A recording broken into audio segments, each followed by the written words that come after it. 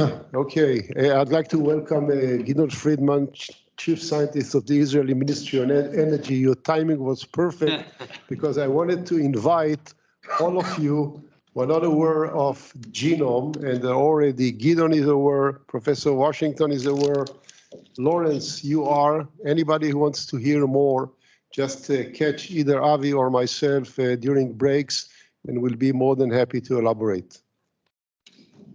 Thank you, Uday. So our closing subject and really very short answer from everybody.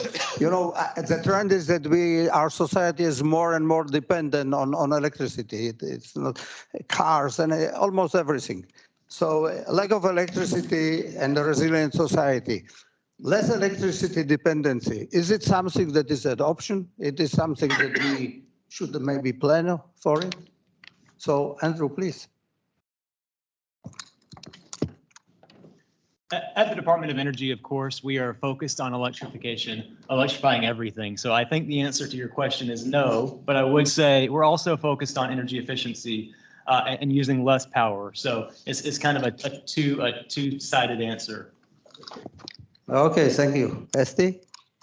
Yeah, I will go with no as well. But in terms of cybersecurity, can we create a more resilient power grid? Can we prevent potential cyber attacks or the potential impacts of cyber attacks on the power grid? I think the answer is a resounding yes if we employ a cyber resilience approach. Okay. Well, I'd say there are three obvious facts. The first fact was shown here, our total dependency on electricity.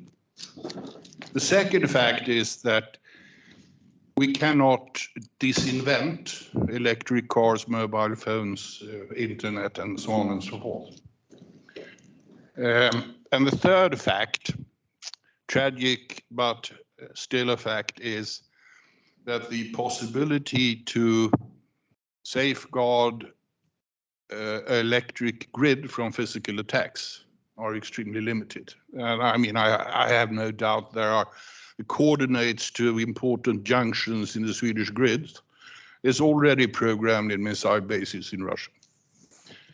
So how can we then handle the situation? Well, if we cannot in practice reduce our dependency on electricity, we can, however, reduce our dependency on the electric grid. And I think that there is an obvious necessity for governments to impose regulations, for example, forcing telecommunication operators, banks, and others to secure that they have substantial reserves of electricity capacity. Because you can't rely on the grid. 150 years ago, there were about 1 billion people over this planet. 150 years ago, I think, give or take a few years, electricity was invented. Today, we are 8 billion people.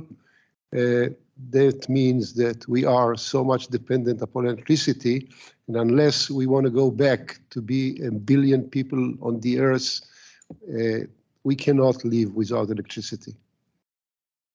So actually we got 4 no's. I like Michael's answer.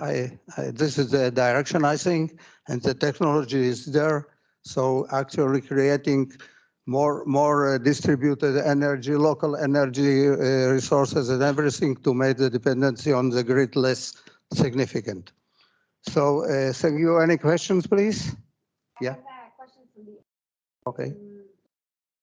Yes, we have. We're talking a lot about the research that the countries need to invest. What about educating people to use less electricity, use less water, use less of everything? Because we've been facing so many disasters.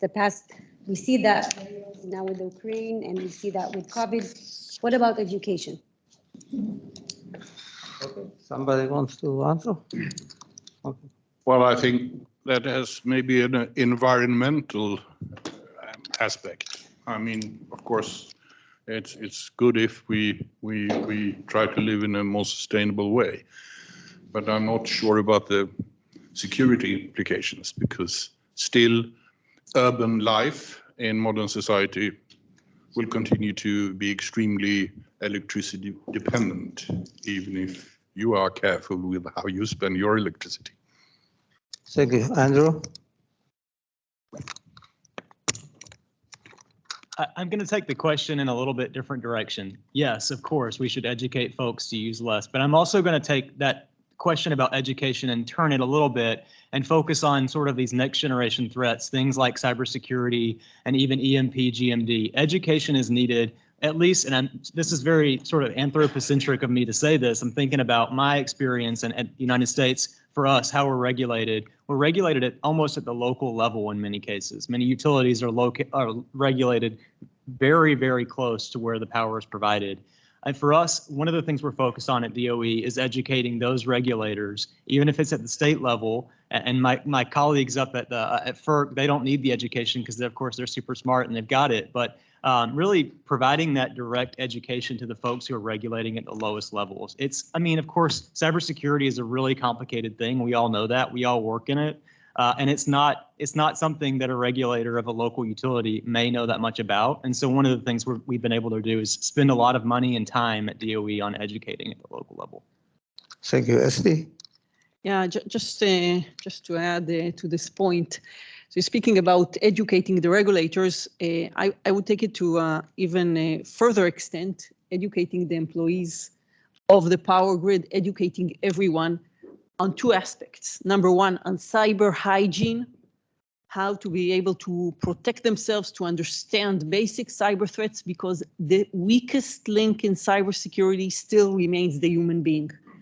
If we manage to have better cyber hygiene, we will reduce the number of cyber attacks against our organizations. This is number one. And number two, on how to handle a cyber incident as and when it occurs, because this is the critical time. Once a cybersecurity event occurs, if we manage to contain it quickly, we will limit the damages. So these two aspects are crucial on a cybersecurity training for each and every employee that is employed within a critical infrastructure, within the power grid, within the power companies, and of course, within the regulators. Andrew, and Esti saying you say it educate the regulators, but I am saying maybe regulate the educators. It's a better way. I would like to thank you very much for your excellent discussion. Thank you.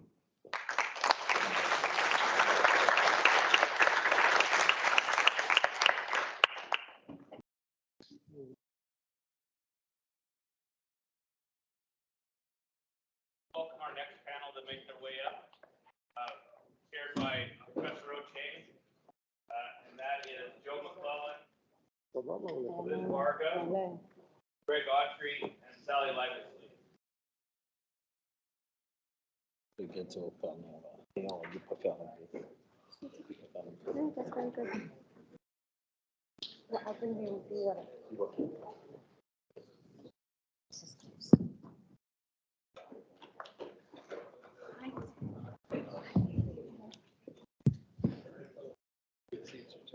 You want to swap? It's okay. Okay. So just recapping, just summarizing where we are so far. I think we can agree that we've discussed that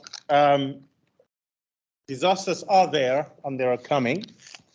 What this session is going to try to answer is a fairly simple question, which is how much time do we have before the next big one? And can we, on the back of our experiences to date, be able to extrapolate and project to determine how much time we've got? So this is quite a serious session before lunch. So the topic is, can accelerating pace of disasters be extrapolated to project how much time we have before an extreme black sky event, and what will it take to be ready for multiplying, escalating conflicts? And I would like to throw a challenge to the panel, if I may. which is that a United Nations Office for Disaster Risk Reduction report says that the world is on track for more than one disaster a day by 2030. And that we are to be hit harder and even harder with more disasters colliding in an interconnected world. So we've talked about, critical infrastructure, interconnection, and so on. So what I'd like to request the panel is to take a minute or two, firstly, to introduce yourself, and secondly, to make an opening statement on the topic. And then I will come to the audience and we can alternate that way. So let's start with Joe, please. Okay, well, thank you. Thank you. It is a privilege to be here today. My name is Joe McClelland, and I'm the Director of the Office of Energy Infrastructure Security at the Federal Energy Regulatory Commission. I'm an electrical engineer by training and by trade, having spent 20 years in the electric utility industry, culminating there. My position culminated as a general manager of an electric cooperative before joining Washington, D.C. And in that, joining the public sector as the founding director of the Office of Electric Reliability. That was the office that certified NERC as the Electric Reliability Organization and approved the first set of cybersecurity and reliability standards for the bulk power system in the United States. Served in that role for 10 years and now currently serving in the role of the founding director of the Office of Energy Infrastructure Security at FERC. So just to quickly address the topic at hand, what we're seeing now is a convergence of very important factors that could have a significant impact on the reliability and resiliency of the most critical infrastructure that all of our societies depend upon. We're seeing a significant change in the generation resource mix. That change is causing capacity constraints. It's causing issues, supply issues on the grid. At the same time that we're seeing that change, it then moves to single source fuel dependency in the United States in particular. Any single source fuel dependency is a point of concern. It's a point of potential danger. We're seeing adversarial action like we've never seen before. Jim Robb said that there were 70 cybersecurity or software updates that were necessary every day, software vulnerabilities that are being discovered. Those vulnerabilities are posted. If they're not properly addressed and quickly addressed, they become roadmaps of attacks for adversaries. So we're seeing adversarial action, adversarial nation states that are specifically targeting our critical infrastructure.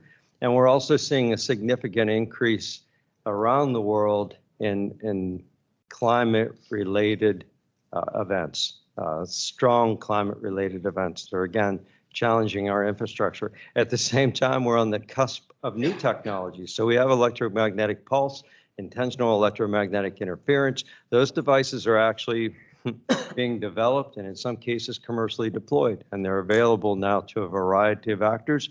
But we're also on the cusp of technological developments that are significant. Artificial intelligence, which will render human action obsolete. So this will be machine-to-machine warfare that may be engaged against our critical infrastructures. And quantum computing, we're at the cusp of quantum computing becoming deployed. When that becomes deployed, all software protections for the systems that we depend upon could be rendered obsolete. Certainly encryption will be rendered obsolete. So there's a convergence, folks, that we've got to address. It's not impossible. I believe it's very possible. I'd like to spend some time on questions and answers there. But there's a convergence of factors. They're very serious. And the one last thing I want to say is I just saw Jeff Love's face there quickly. We're seeing significant solar activity. We've heard about that on prior panels. I understand that there could be as many as 3 X-class flares we've already seen this year. The last one on March 12th with a huge event, but it was directed away from Earth. Had that been directed towards the Earth, we could be dealing with a geopolitical, social collapse. We could be dealing with unprecedented suffering because of the collapse of our critical infrastructures. So I'll stop there. I'll say we're right at the cusp We must address these issues, and we must address them in a coordinated manner because they're converging. We must address them as converging issues. Thank you. Thanks very much. So this convergence of factors is something to consider. You just mentioned advances in tech, and actually those particular advances could be creating problems for us in terms of our exposure. So there is a balance to strike, and we'll come back to that. Greg, please.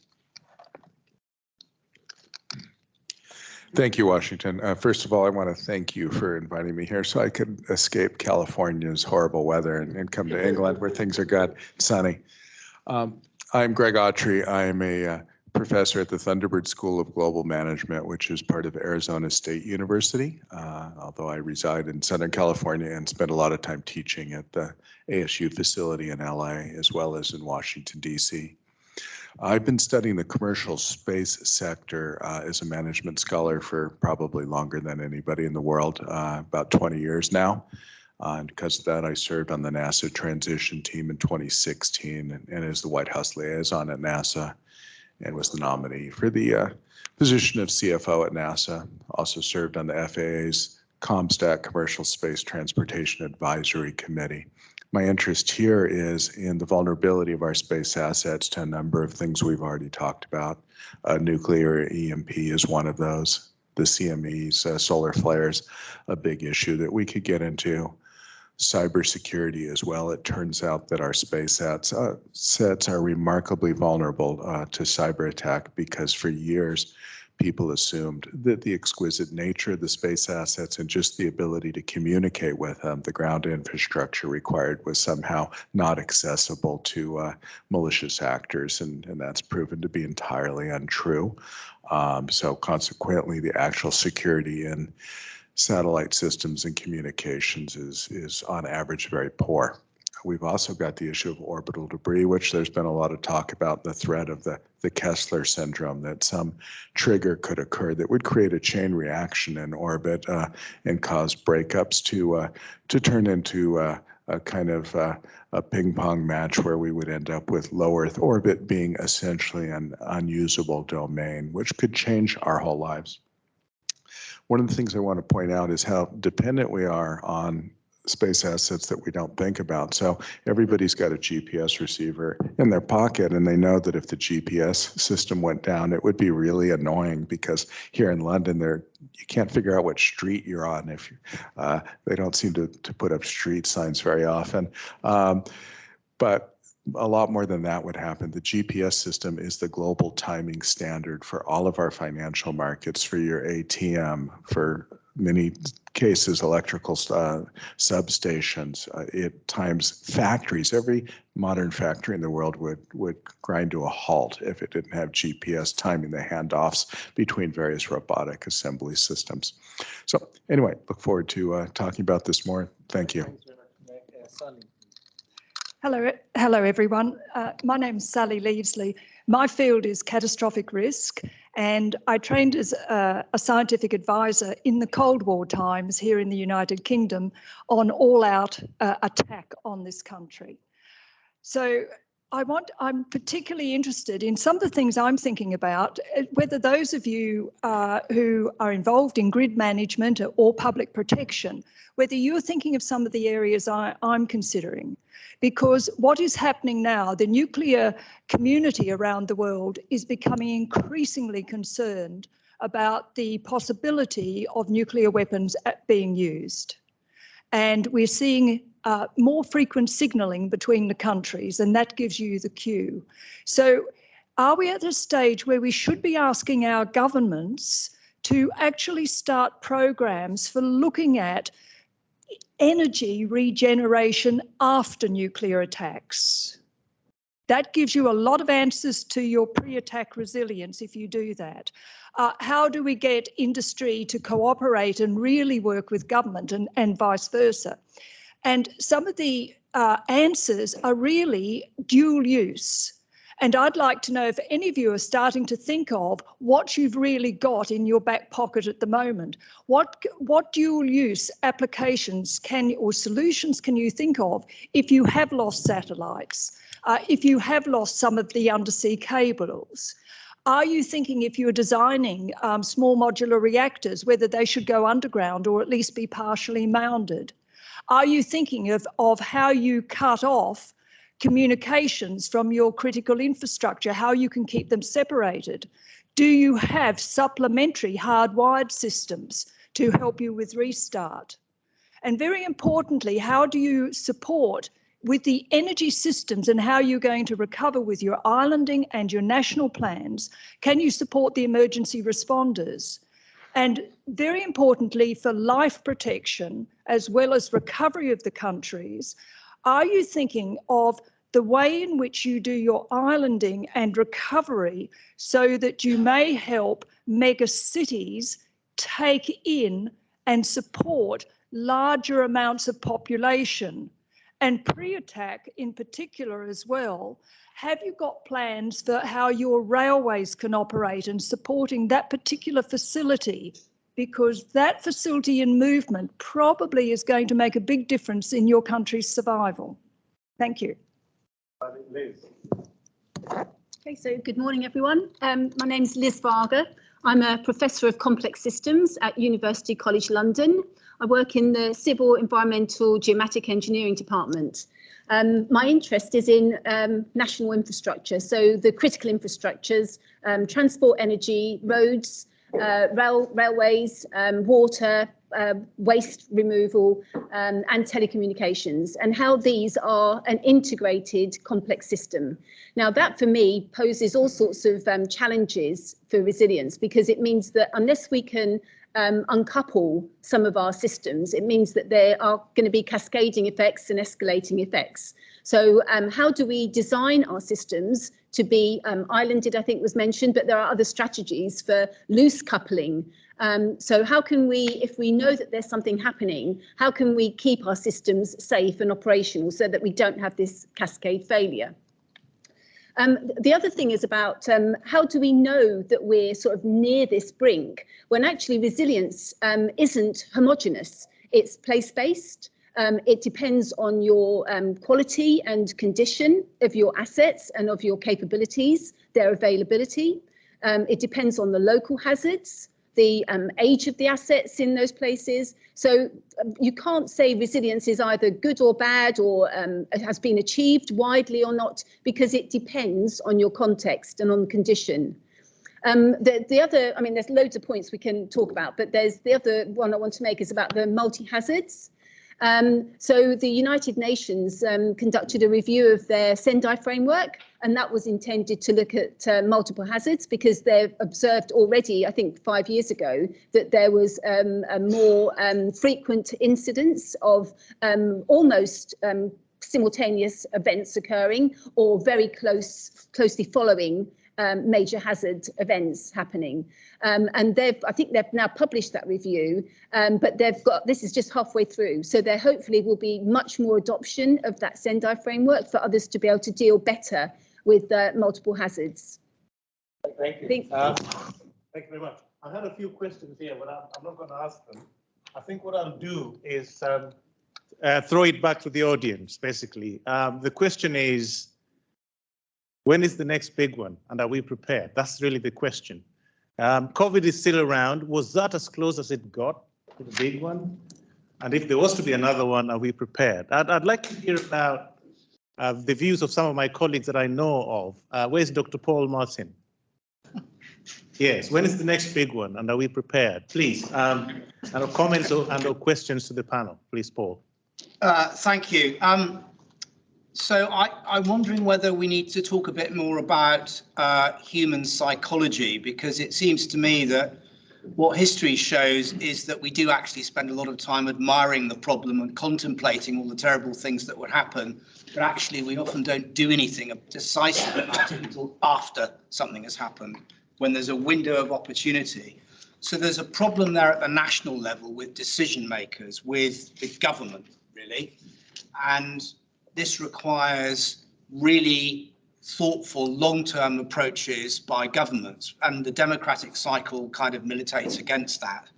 So I suppose one question is, how do we equip our policymakers and decision makers with better ways of thinking about this? so that they do make the right decisions, that we don't have to wait for the next bad thing to happen before we're compelled to do something about it. I'd also add that psychology has been studying human psychological predispositions and cognitive biases for decades. They're very well understood. The way in which they distort our perception of risk, the way that things like optimism bias and availability bias encourage us and our decision makers to just sort of hope that it'll be okay and worry about today rather than tomorrow. These are well understood, but I think they're often neglected in the debate. We tend to focus on the engineering and technology aspects of it, whereas I think often the deficit is in the judgments and decisions made by our leaders. And for example, governance is another issue. It's not clear to me who in the UK government actually owns resilience. I don't think anybody does, actually. And policymakers and decision makers, by and large, don't understand complex systems. They tend to think of single causes and effects. They tend to think of gradual linear change rather than very abrupt change. I think there's a lot more that needs to be done to educate policymakers and decision makers on the behavior of complex adaptive systems. It sounds like it's almost inevitable. We're going to get a big one and we're not prepared. Any comments from the panel, please? I'm not sure we're not prepared. I think we've taken steps, but have the steps been actionable and are they adequate? And when I say actionable, have we used the studies that we've put together? Have we used the reports? Have we used those in a meaningful way and engaged, in this case, critical infrastructure owners and operators in the United States?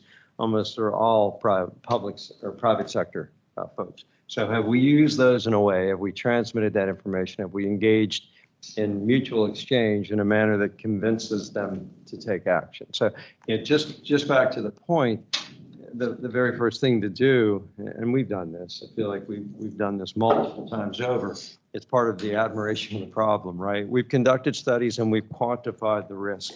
Now we've also defined some known unknowns. If I use Persia's points, we've quantified some known unknowns. So things for further study, but we have enough information to move forward. Second, I think David Batts said this in his presentation, we prioritized those facilities. That's the next part.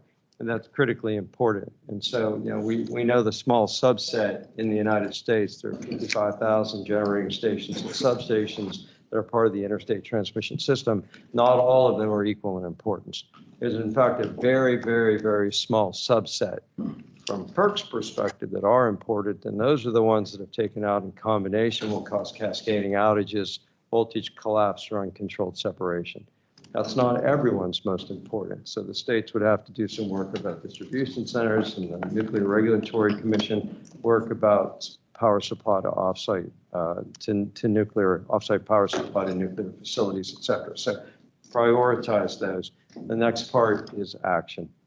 Are we taking that action? I think we've made some progress, but I would submit, and I dumped a lot on the table to start with just so that we could have a robust discussion, but I'd submit that we have a convergence of issues that I think should accelerate our thought process and should expand it.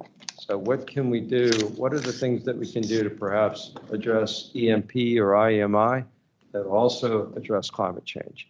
Should we have sealed doors? Should we around control houses that they're not just watertight, but they're also EMP proof? Should we be thinking about convergence and how to address multiple issues at once? Thank you. And I hope that on Wednesday by lunchtime, we'll have a few ways forward, including how to educate our politicians. Greg, please. I want to comment real quickly on the question or statement there about psychology. And I want to say, maybe it's true that our policymakers are kind of Pollyanna and think everything's going to be okay. But I think that the public, under manipulation from the media, thinks the world is a lot worse off than it is. There's so many, particularly young people, who think of end times. And there are things to worry about, and we're talking about them here. But overall, this is as good as it gets in history, right? And we forget that. And frankly, if COVID was a black sky event, then I'm not very worried about the future. I think that was highly overblown, and we were all driven into a crisis. Everything is a crisis in the media, and we've got to react to it. We've got to make rash and quick policy decisions without reasonable analysis, and I think that's a risk.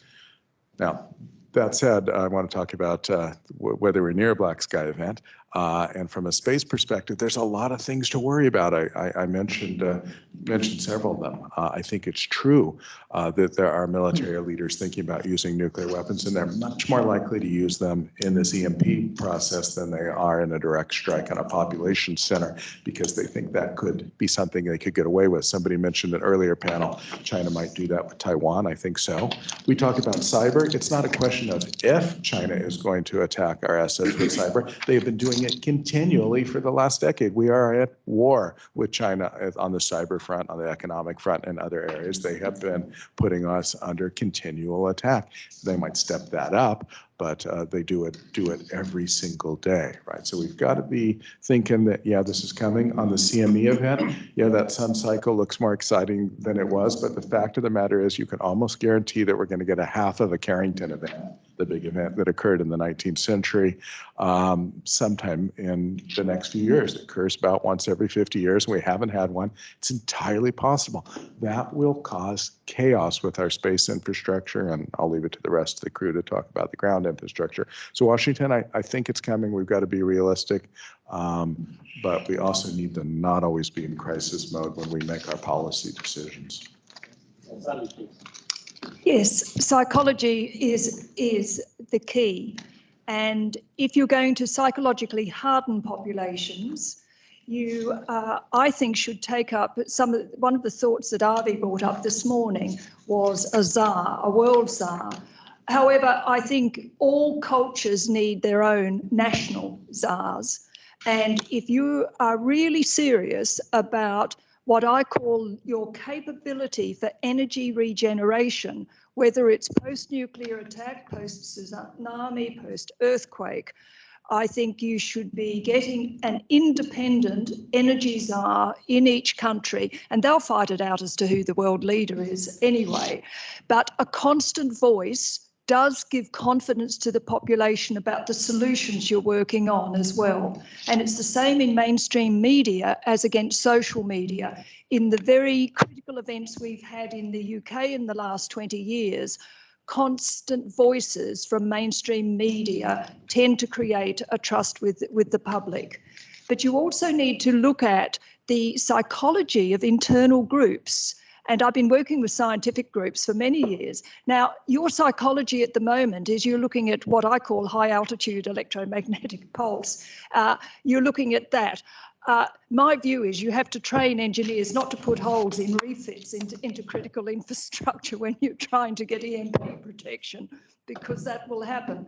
But you're dealing with what is known, easy to understand. And as we've talked about with highly complex systems, in the complexity of it, you're taking small bits, and it's comfortable to think about EMP. But I'm saying to you, if we are looking at the largest immediate threat, and this obviously climate change is long-term and immediate, but the largest immediate threat in the next couple of years that you need to consider is how you've got your infrastructure ready for nuclear attacks. And this isn't a nuclear weapon. There's no such thing as a small nuclear war. So considering that and thinking with the EIS facilities, and of course you should all go and rob any resource that other people have. But thinking of the scenarios that they've been running, if you start to internationalize much more those types of scenarios, I think you could bring in quite a big scientific community into communication with you, and we could broaden the way in which you can actually handle much more complex events. Yeah, thanks very much. So thanks for the question. I mean, it's one that we've been looking at for some years, and to try and help solve that challenge, we've created a set of principles for resilient infrastructure. Now, these are going through an international standards organisation process. They're going to be ISO 22372. Please look out for them. They should be published September 2024. We have 6 fundamental principles that address, I think, the concerns that you've raised. The first one is about continuously learning. We need to be monitoring, understanding better what our information, our collected information is telling us about the changing environment, not just the climate events, but also our own infrastructures.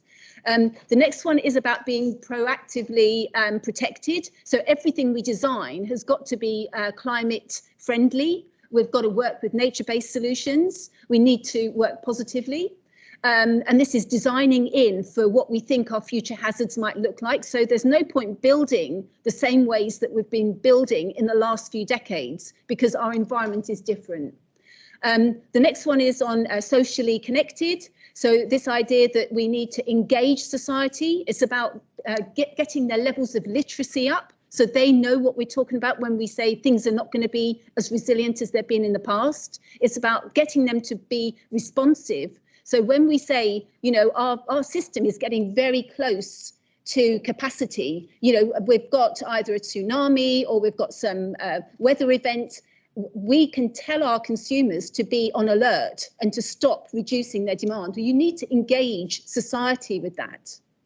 I don't want to go through all the principles in detail, but we also have proactively protected is another principle. So this idea that we need to put the human in the loop, you've got to engage people with recovering systems. And it's not just about bouncing back. You know, the base meaning of resilience, resiliere, I think it is to bounce back. We're talking about adapting to a future way of being that's going to be more resilient. So whenever something is interrupted or we do have an incident, the first thing we should do is say, is this now an opportunity to do something different and bounce forward so that next time we have an even worse similar event, it won't fail again in the same way.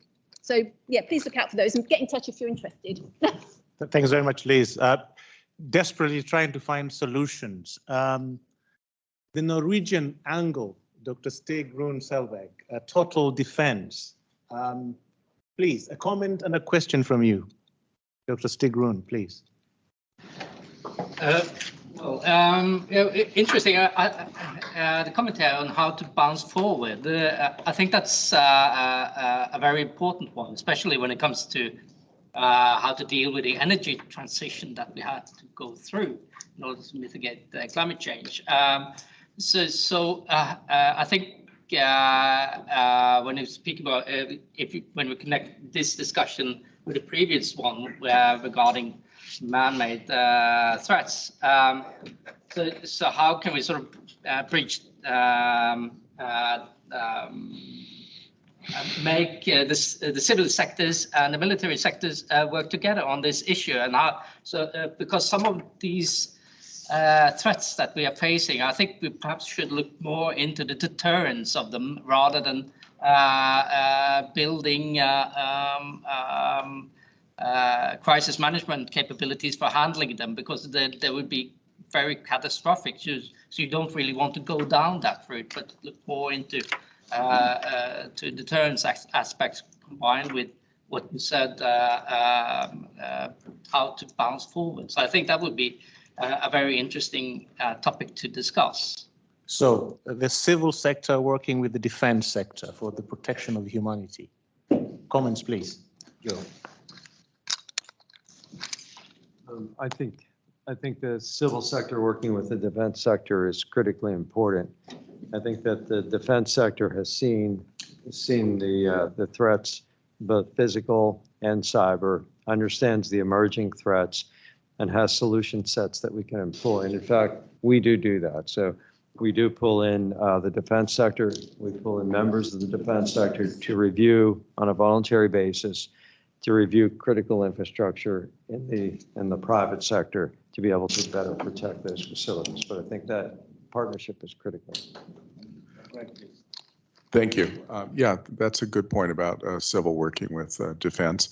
I've been working with the United States Space Force on issues around what they would do if space assets were damaged or taken offline. They're very interested in responsive launch. So this means you need to have companies that can put things back into to orbit should you lose your existing assets from, say, a CME or from an enemy attack, whether that was kinetic or EMP. So it turns out that commercial sector is producing a lot of launch companies capable of doing that. Interestingly, one of the most promising ones, Virgin Orbit, went bankrupt a couple of weeks ago. The government, I think, needs to decide whether we need capabilities like that. And I think the ability that they had to launch horizontally from any airfield in the world was unique to get above the weather, because all too often you see rockets sitting at the Cape or in Vandenberg, California, waiting for the weather to clear sometime for days. And you know, we might have a bad day when we have a CME or an EMP and it's foggy in California and there's a hurricane sitting off the coast of Florida, and you want to be able to do something about that. Second thing is they want to be able to move assets on orbit. So I was speaking at the Space Mobility Conference, Space Force event specifically put forward on that. And how can we maybe protect our satellites from a variety of threats by making them so they're not quite so predictable and they're more mobile. So that is happening, and to a great extent, Washington, it's happening in a commercial plus defense mode. Yes, deterrence is interesting. Can I turn this around in a different way? Because I've spent several years recently looking at deterrence and the absolute failure of deterrence in the current threat status that we have. My view is that if you can persuade governments to have a regeneration of energy policy, which is beyond EMP, but that you have to demonstrate that you can regenerate energy under all catastrophe conditions, nuclear war being a top one all the way down. That in itself is part of what I would call a new approach to deterrence. Once you make it so, and well, Israel's demonstrated this in many, many ways, as you've seen in years.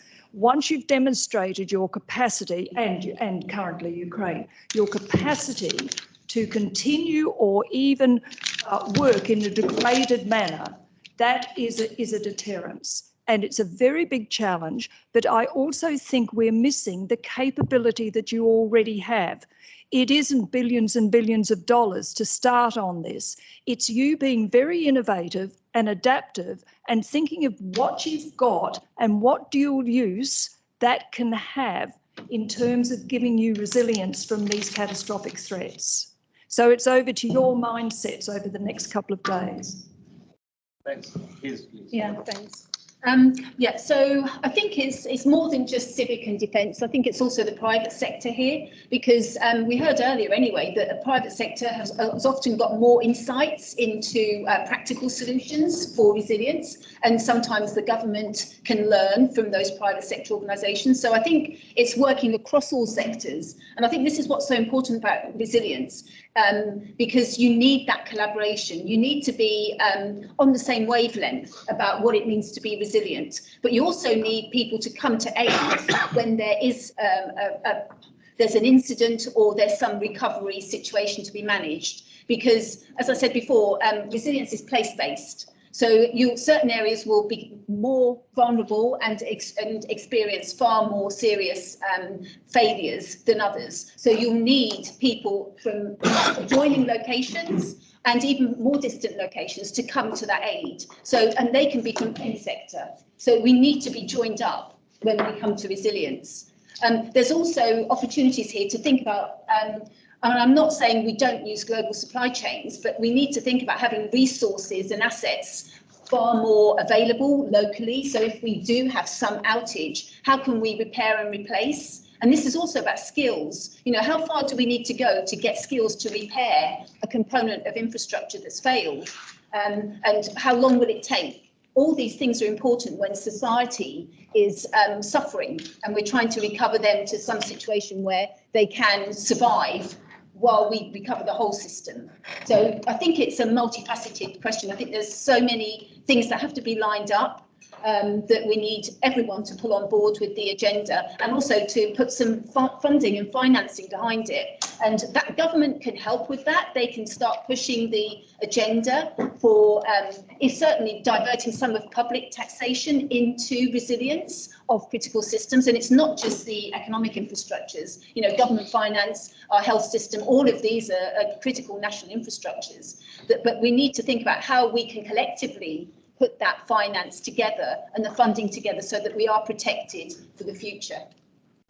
So a last challenging question. You may want to answer it by yes or no, or maybe a couple of words. The question is, are risk-based models appropriate going forward? Are risk-based models appropriate for resilience going forward? Yes or no, or a few words, please. Starting with Joe. That's a qualified yes. Yeah. So I'd say first step is to define the risks through the models, the effects and the mitigations. The second is to prioritize the solutions, the implementation, and the third is to enable an implementation in the private sector. So yes. So we have a yes. Greg, please. Yes, and the key thing is to realize that any good risk equation is a multiplier of the likelihood of the event occurring times the impact. And if the impact of some of these events is near infinite, meaning they're civilization disruptors, then yeah, you got to do that. Yes from Greg. Sally, please. I want to be different. I think we need a risk matrix. Stop our being psychologically confounded. If we have a risk matrix where we show how the resilience we're doing is closing off the pathways to various catastrophic events, then I think it should be like carbon credits, so that you, the industry and the government claims credits for that risk matrix. Okay, I'm also going to be controversial and say no.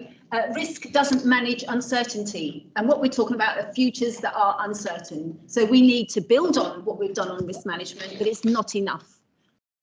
Not about the casting vote, not always. That gives you some. Thank you very much, Pam.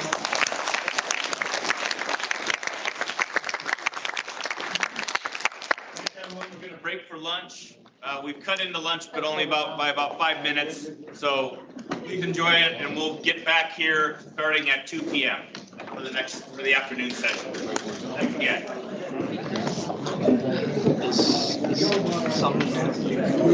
Really? I had like similar questions.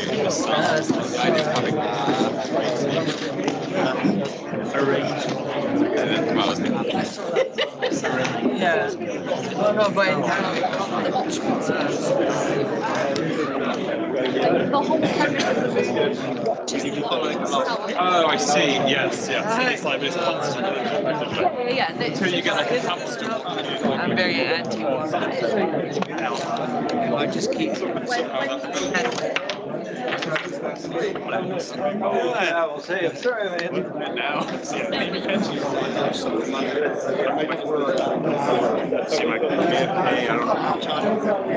had a little bit of a snap. I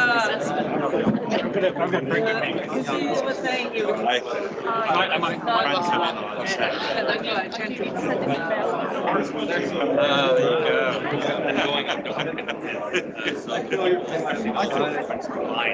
Couldn't see what was going on, so we moved over here. I'm still kind of boost, like boost. Yeah, but we should switch it. Yeah, let's do that. Change the game.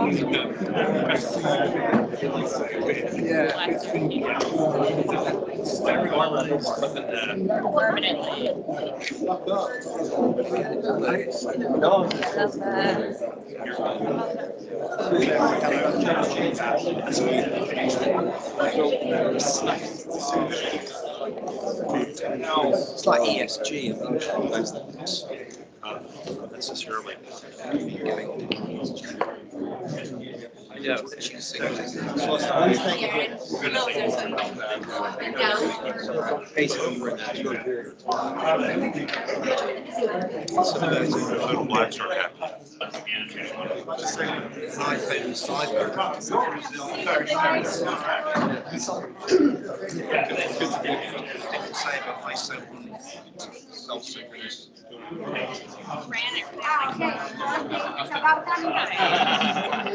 you told me I was here for free, I felt guilty. I just realized what you.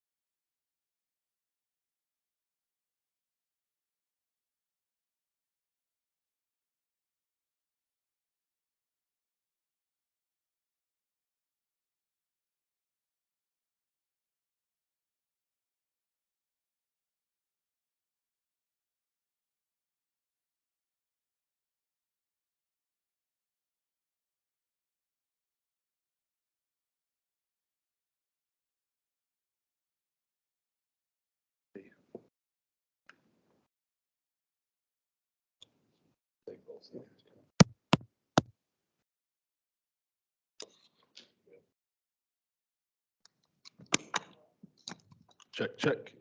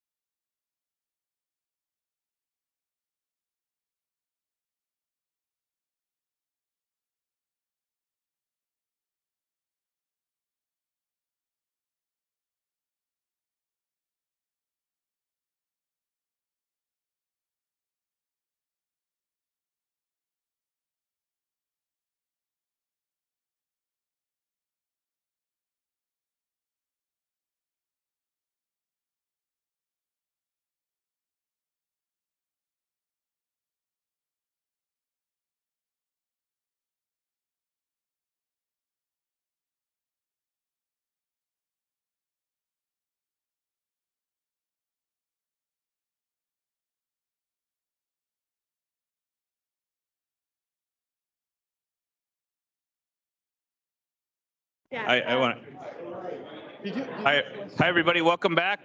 Hope you enjoyed lunch. We're going to get going here. So please settle in. This afternoon, we're going to have a keynote by Sir David Higgins in a moment. But what we thought we would do is that some of Washington's students are here. Thank you all for joining us. And he was hoping to recognize them that want to hear from the upcoming generation on a couple of questions that they are interested in us discussing today. So here you go, Washington.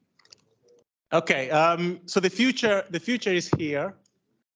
Where are you? Please stand up and wave where you are. But my PhD students, there they are.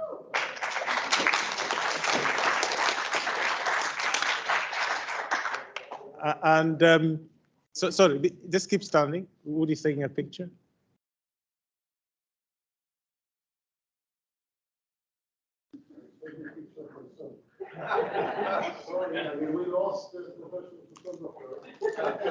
So I was just joking. Yeah, I was just joking with them outside that, you know, whatever we are failing to fix is going to be up to them to fix for us. And then they asked me, they said, well, okay, fine. So they have 2 questions, but the questions will be thrown back at the audience. So there will be 2 questions, one from Mr. Ashley Brooks over there, and the other one is from Miss Hein Chong over there. So we can sit, it's okay.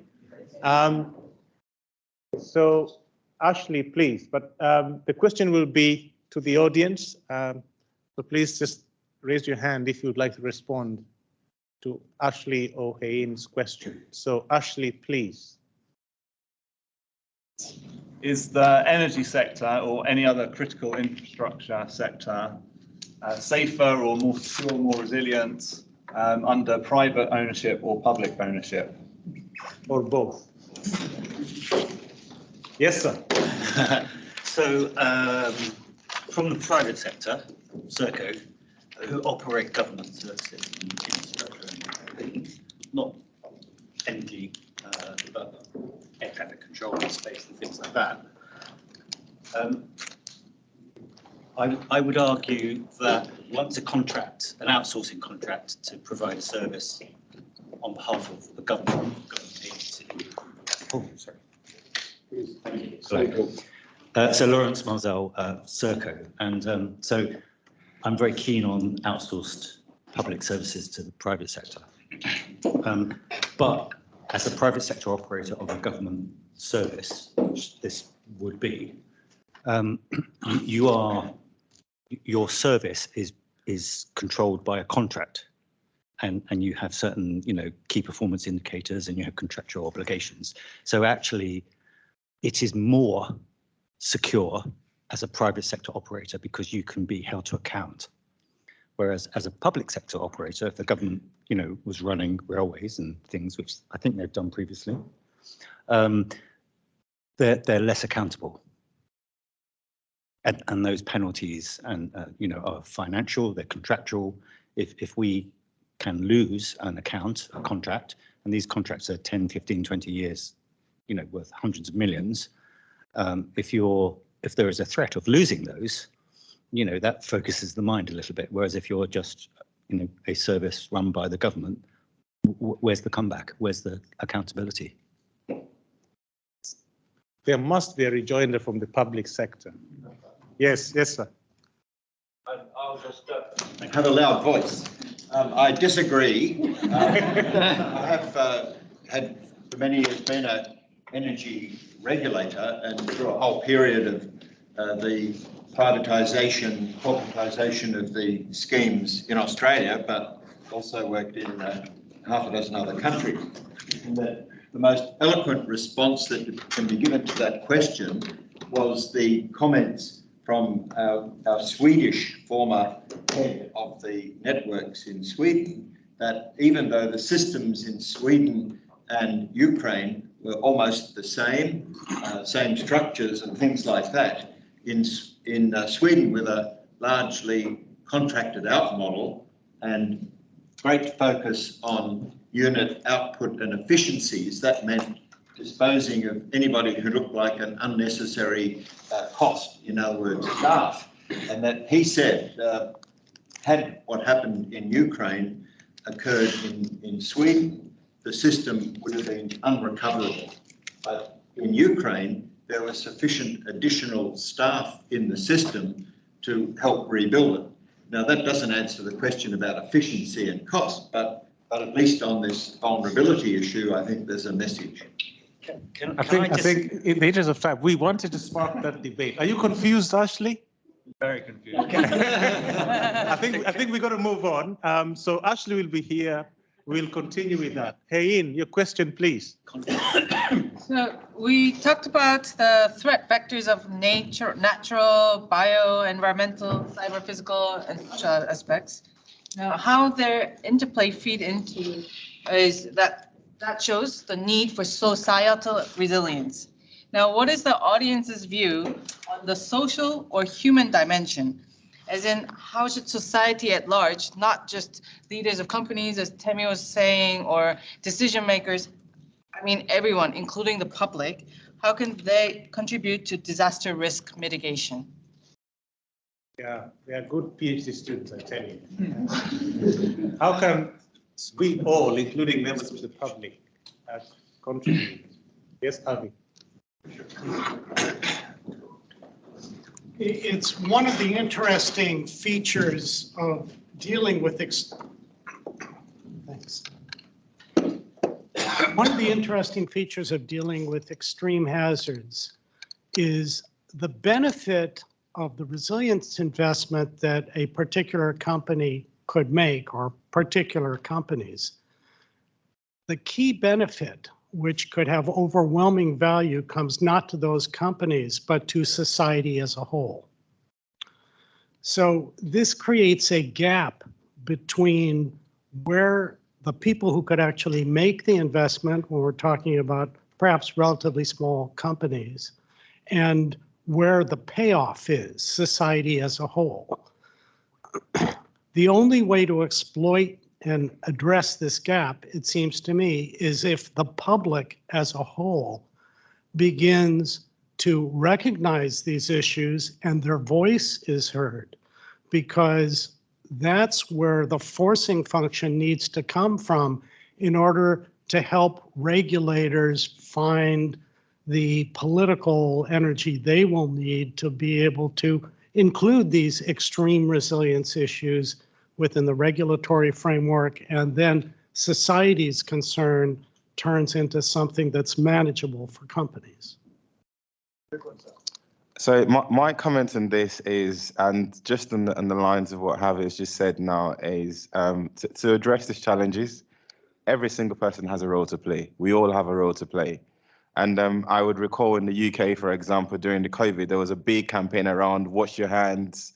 It was 3-letter words that everyone, I can't remember anyone, unfortunately, but sorry? Hands, face, yeah, exactly. So there was a big campaign around that. Earlier on in the panel, we talked about the need for education. I think absolutely important now more than ever, everyone needs to be re-educated, starting from kids at primary school all the way through, everyone actually understanding the consequences of not taking actions now. And also, what do we need to do as just individuals? So there is no point actually appointing a government or saying leaders across organizations need to do this. Actually, it's everyone taking a part. And I think the biggest action here is education. Educate people, start communicating, build some big marketing campaign around this as well, so that there is no need to caring people, there is no need for that, but it's more around positive actions that we need to take that would give us real results and solutions. Thank you. I just wanted to give you a snippet to rest assured that the future is in safe hands. Over to Chris. Thank you, and appreciate the questions. Well, I'd like to welcome Sir David Higgins for our opening afternoon keynote. Thank you so much for being here. And I've got 20 minutes? Yes. Okay, so what shall we talk about today? I thought it was the end of that last discussion for lunch, which gave me the idea of the topic, which is all about social. I'd describe it as the biggest risk and threat in Western democracy is the loss of the public's faith in governance and the ability of governments to deliver infrastructure reform. And people just don't understand it. They don't get the timelines, and they just don't have any confidence that the government can cover these issues. That's what I want to cover. So I thought I'd start with, firstly, who lives in London and the Southeast? Hands up. Anyone here lives in Birmingham? 1, 2, that's good. Manchester? 1, excellent. Leeds? Okay, that's it. I mean, that's our second, third and fourth biggest cities in the country. I have 4 people here from that in a national conference. I suppose I rest my case in terms of the country. But I thought I would just cover 2 topics. I'll try and be controversial and try and get you to respond. Who thinks HS2 is a massive vanity project and a waste of money and a huge amount of resources in the country? Hands up.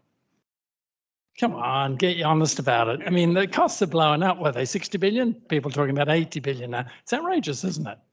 So I'll tell you a story. I ran the National Railways for 3 years, and I like to get down to first principles about how the hell the railways operate. So I said, how do you replace a track on the most dense, high-used capacity railway line in Europe, which is West Coast Main Line? Has 12 different train companies operate it, from freight, 3 different freight, heavy commuter to fast to slow trains. So we use a multi-50 million pound high placier Austrian bit of equipment. So I want to see it. They said it's half a mile long. I said, excellent. It doesn't start till midnight. I said, fine, I'll drive out to Berkhamsted, north of London. I'm going to watch this machine operate. And this massive yellow machine comes along with huge trailers on the track, which have sleepers in them, concrete sleepers, and then ballast behind that, and huge rails beside the track, 200 meters long. Massive, this thing was huge.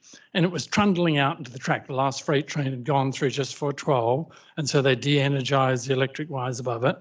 And then they drag this thing out of the siding 10 miles down, get it onto the track, and then they start working. I watch them. You have to break into the existing high tension rail, which is all stressed, cut it in. Then the machine comes along and it pushes the track away from the old sleepers. It gets rid of the old sleepers, which are often timber. Then it blows away all the ballast, and then it starts a new track on there, and it welds it to the existing one, then it drives slowly forward. And as it goes forward, it puts down new concrete sleepers, it aligns the steel rail, and then it blows in the new ballast, and it tamps it all down so it's really, really strong. And I'm watching this thing grinding forward after this incredible exercise of getting it all lined up so it's working. And I was tired by this time because it's about 3 o'clock. It's just started to run. They said, cup of tea? I said, excellent. So I went up in the control room of the major, climbed up on the side of the train.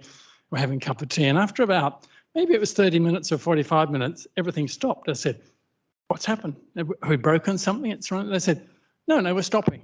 I said, what do you mean we're stopping? They said, well, we have to get it off the track because there are freight trains that come at 5:30 in the morning. So we have to re-weld the track, re-tamp everything. We have to make sure the distance between the pantograph above it and the tracks are aligned. Then we have to re-energize the track and the overhead line, and then we have to get the huge train off the track. And if we get 3/4 of an hour, that's fantastic.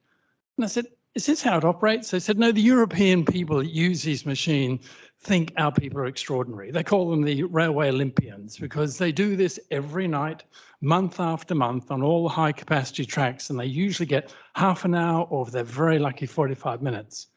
I said, how does it operate in Europe? They said, oh, in Europe, you do exactly the same at the start, but then you drive the train for 2 weeks and it does 500 miles across Europe. I said, well, why can't we do that? And they said, our tracks are too close together. You can't run this machine on track and have a train coming the other way. And all of our tracks, we can only have the train running in one direction. None of them are bi-directional signaling. And the corners are too tight to run a large train because don't you realize our track and our formation are 170 years old? We're dealing with a very, very exquisite vintage fairground ride which runs the highest capacity train services in Europe on something that's a marvel. And therefore it should be respected and honoured, but you can't honestly think it can be run in any way commercial. And that's when I went and became chair of High Speed 2. And I thought, this is absolutely ridiculous that we spend an absolute fortune maintaining a 170-year-old fairground ride that every now and again collapses. So the case for High Speed 2, I just gave up in the end. I ran the railways for 3 years. It was an incredibly challenging time, but the infrastructure was just so old and falling apart. I mean, only last week, the main line for freight trains going from Southampton to Oxford to the Midlands, the bridge just collapsed. It would take 3 or 4 months to fix it up. 900 trains a day won't get through to the north. It was a 100-year-old bridge, brick bridge. It just gave up, just collapsed. So, but can you convince the public that High Speed 2 is a good investment at 60 billion? Well, I'd say it's 200 miles of track. It's run at a capacity of 400 kilometres an hour, a train every 4 minutes. Crossrail, Elizabeth Line, everyone loves it. Tried it. Have you been on the Elizabeth Line? Brilliant, isn't it? You know how much it cost? 25 billion for 20 miles of track. 25 billion for 20 miles of track. We're talking about 200 miles of track at a much higher capacity rating than anything Crossrail or the Elizabeth Line will ever achieve. But it's not value for money. So that my debate is, it's incredibly difficult to sell a story for a major infrastructure that would take 20 to 30 years to build with an impatient media, a London-centric media for that matter, and political cycles, which is so easy to cover. Still not convinced? High Speed 2 is a good thing? Should we get more controversial to you? Fair enough. So who thinks that dumping sewage in our rivers and streams is a disgrace? Excellent, good, I want to see it. Who thinks that water company executives are overpaid and should not get bonuses while we continue to pollute our rivers? Come on, be honest. Who thinks that the shareholders of private companies should not get dividends while they break the law and breach obligations and licensing agreements? So now we're getting to it, excellent. Where does your rainwater go to? You live in a house in London and South East. Have you ever thought where your rainwater goes? Anyone wants to say where they think the rainwater goes? Any ideas? It should go to the ocean. It should go to rivers, but it doesn't. Do you know you have the legal right to put your rainwater into the sewage system next to you? Only in England could that happen. You have the legal right to dump your stormwater from your roof, perfectly clear rainwater, into your sewage system legally. And you know what? Every council does that. The Highways Agency does that. Even HS2 is going to do it. They're going to dump all the water that flows on the side of the embankments of HS2 into small community sewage systems. And you know what that does? What that means is the load onto the sewage system of the pipes is between 10 and 20 times more than the capacity of the sewage systems. So what happens in London is Bazalgette built this fabulous set of tunnels. I've walked through them when they're flooding in the middle of a storm up to my chest in sewage. And then you see the water flow into the Thames 50 times a year, 500,000 tonnes of sewage, stormwater, because that's what the system knows, because it overflows by 20 times the sewage capacity. Now, the solution to that is you either build a sewage system that's 20 times as normal requirements and capacity, or you build a bloody great swimming pool. And Thames Tideway, which is government guaranteed £6 billion project just for Londoners, of course, is that swimming pool. It's 20 miles long, it goes all under the Thames, and it stores all the polluted rainwater in that river system there. And now from then on, as a Thames ratepayer as I am, we will pay for the next 40 years for the cost of that, not only building that stormwater privately, we'll pay for the cost of draining out that polluted stormwater now, treating it with chemicals and energy, and then discharging it back in the river. And so, you know, if we want to stop that polluted rainwater flowing into the rest of our river systems, as Thames Tideway does, it won't cost £6 billion. It will cost between 70 and 100 billion pounds to do that nationally. And you know where most of those combined sewers are, where we're shoving stormwater into sewage systems? They're in the industrial north, poorest part of the country. In the industrial north, the vast majority, 70% of all sewage stormwater overflows are in the northern part of England, the most rain-affected part of England. That's what the problem is. None of it's ever been funded, ever. Every politician, every regulator knows that it's never been funded to make the size of our sewage system 10 times their size. But the answer is we have to build in the northwest 12,000 Olympic swimming pools to store the polluted rainwater till it can be treated with chemicals and energy. And the simplest thing is, as an engineer, I look at it and I think, why are we doing this? Why are we ever letting our rainwater ever get into and pollute the sewage system? Why don't we stop it at source?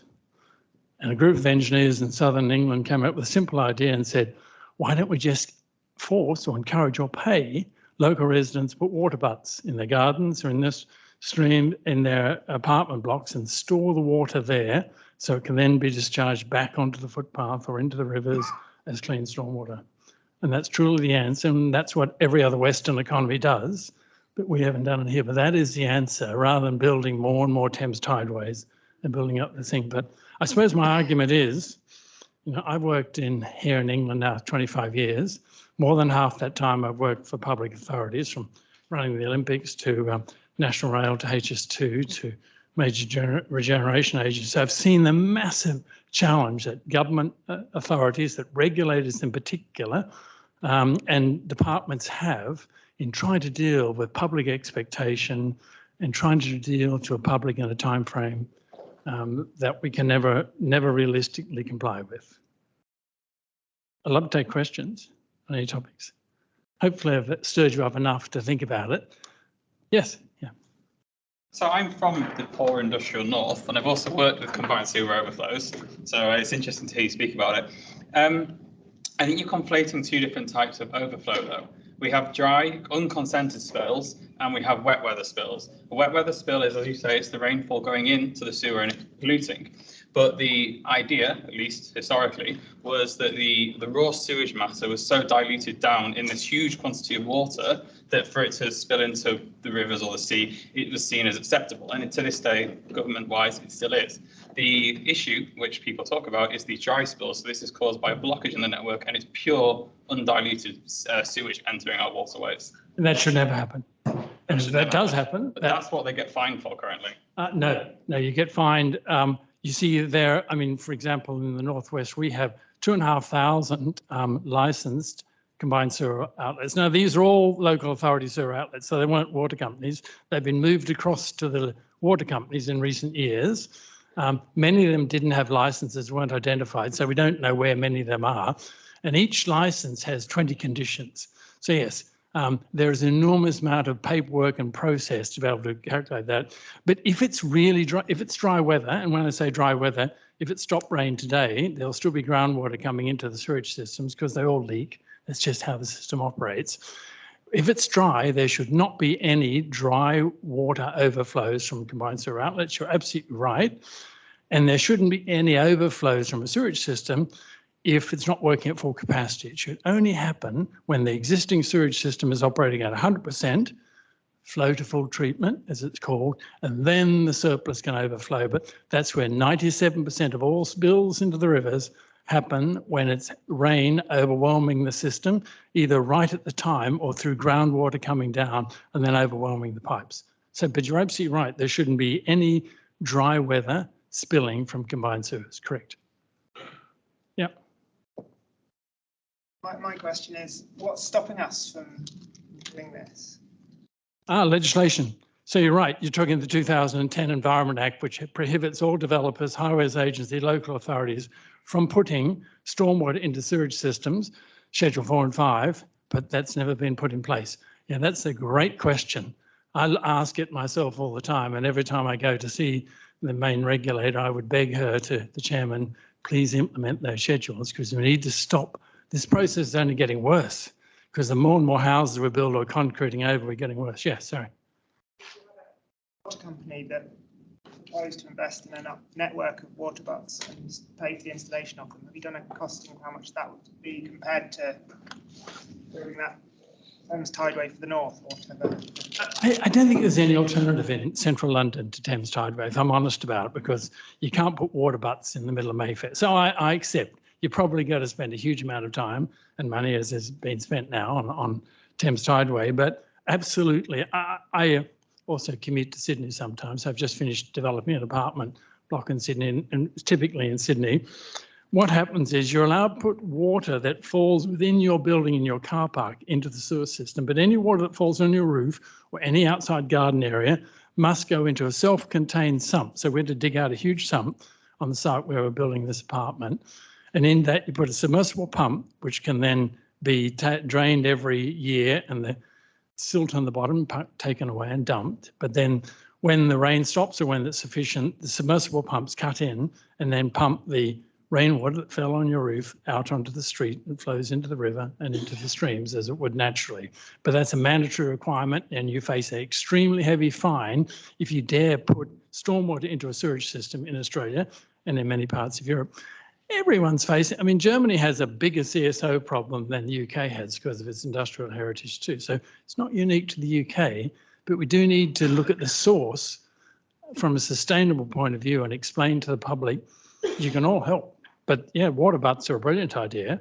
We need to work with local authorities and water companies to do that. But it's interesting, the campaign now is we need to stop bonuses and we need to stop dividends, and yet the government and the regulators have never ever paid to clean up the rivers. Government and the regulators dictate where the water companies spend the money. I can assure you, it's a very strict program. So it's never been paid. The 70 billion that were required to fix up the rivers has never been funded, just the same as Thames Tideway was never funded until the government stepped in, government guaranteed it, and then levied every ratepayer on that.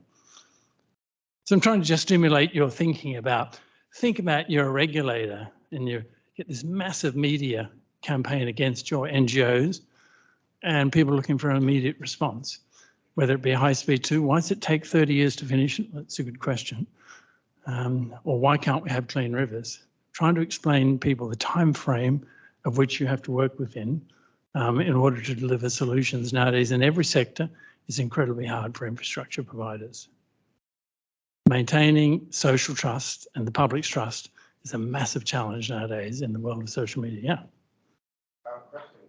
Go for it. There's a growing demand on critical infrastructure, which obviously it's ever evolving. What do you see as, from your experience, obviously across all several infrastructure projects involved, what do you see as the critical success factors? Critical thing. Yeah, critical success.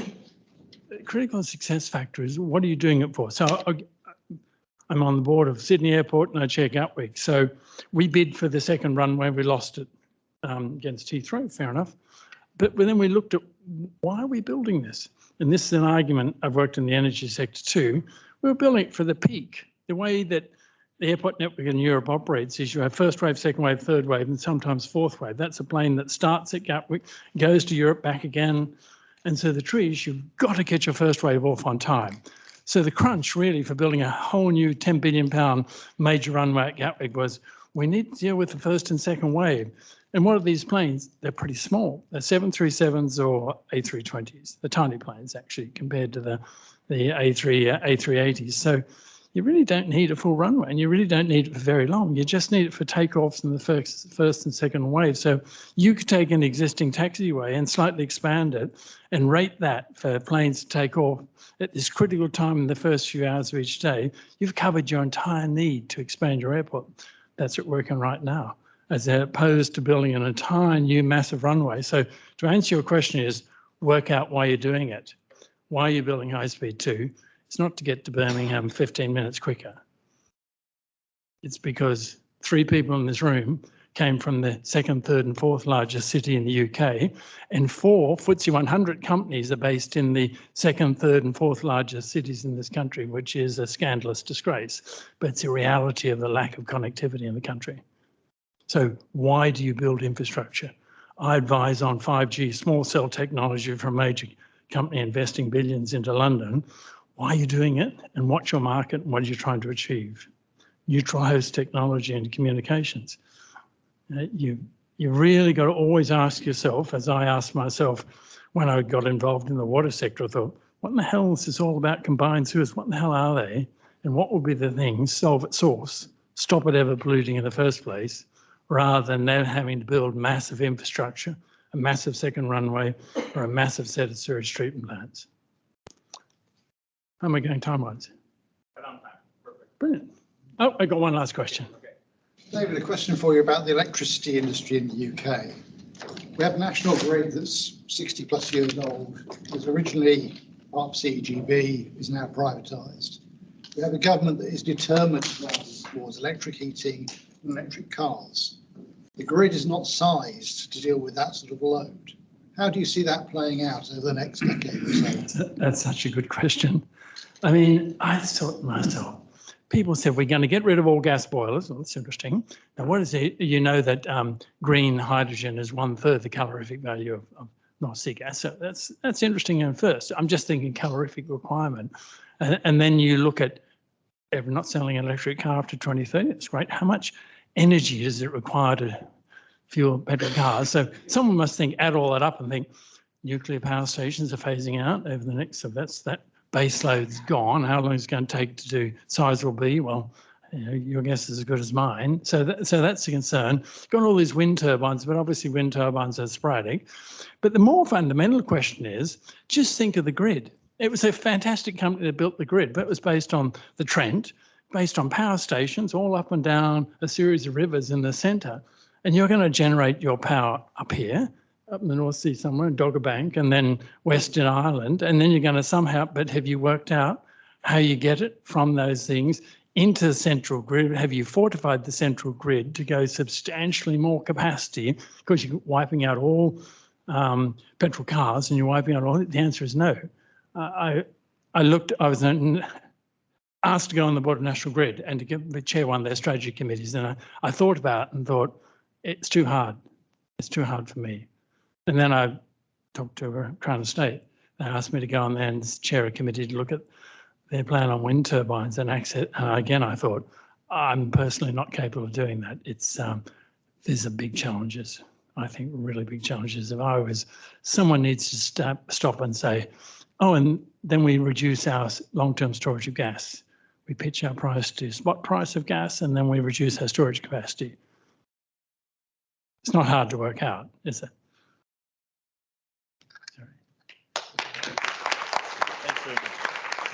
Thank you, David, and thanks for the great questions as well. I want to bring up now we have a panel discussion on critical resilience gaps, chaired by my colleague, Dr. Udi Ganani, and I'll invite Yoav Yair, Jeff Love, Nasser Mojti, and Mirel Elhaj to come forward and join the panel.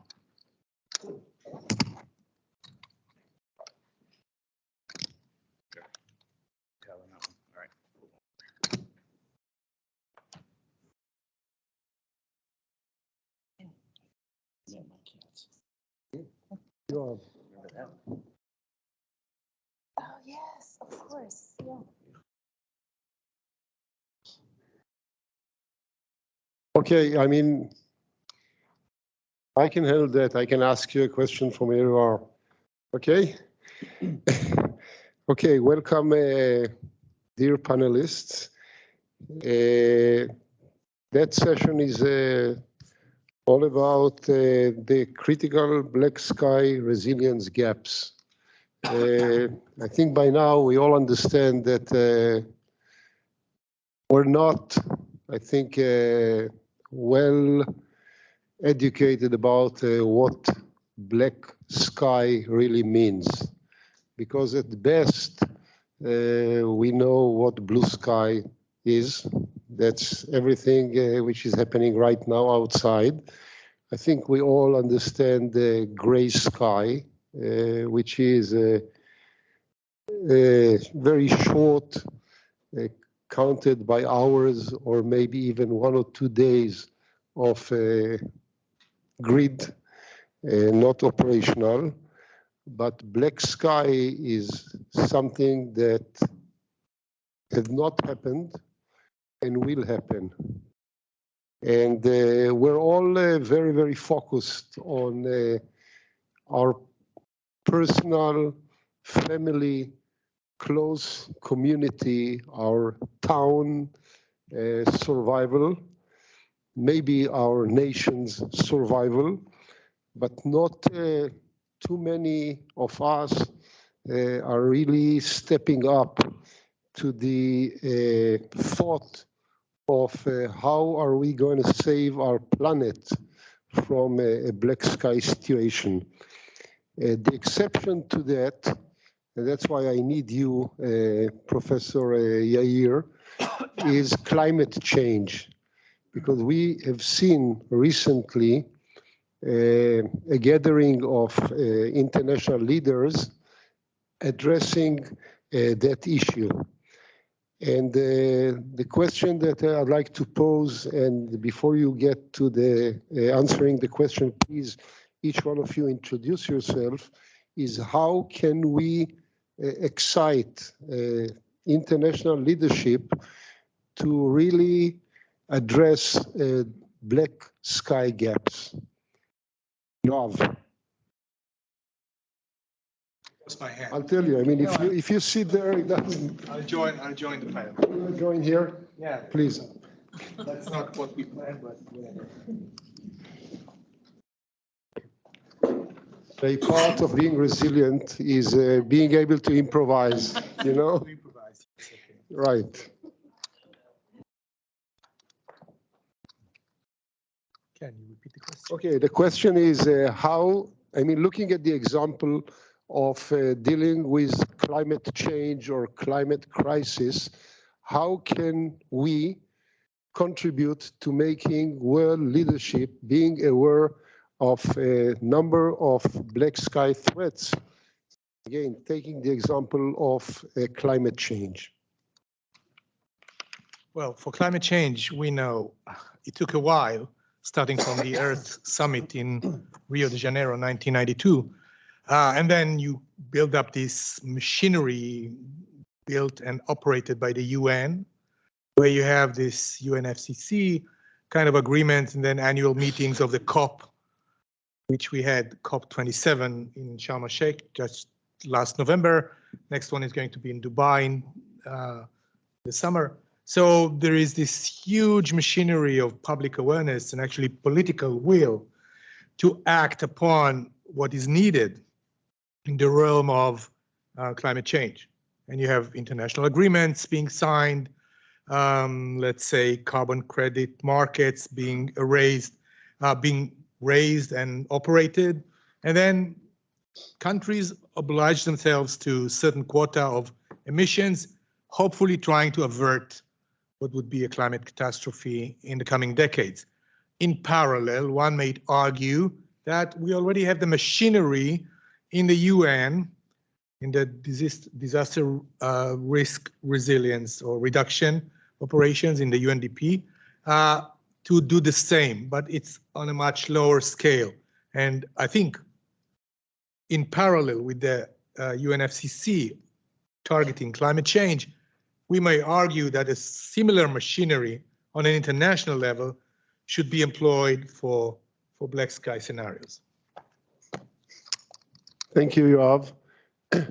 Dr. Jeffrey Love, for us living in the Middle East and for many people living in Europe and elsewhere, the sun is a blessing. I mean, if we look at the sun, we see energy, we see nice weather, we see flowers.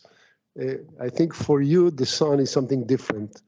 Can you share with us your thoughts about threats from the sun? Sure.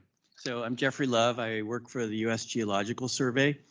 I'm interested in magnetic storms. My agency monitors the magnetic field at the surface of the Earth.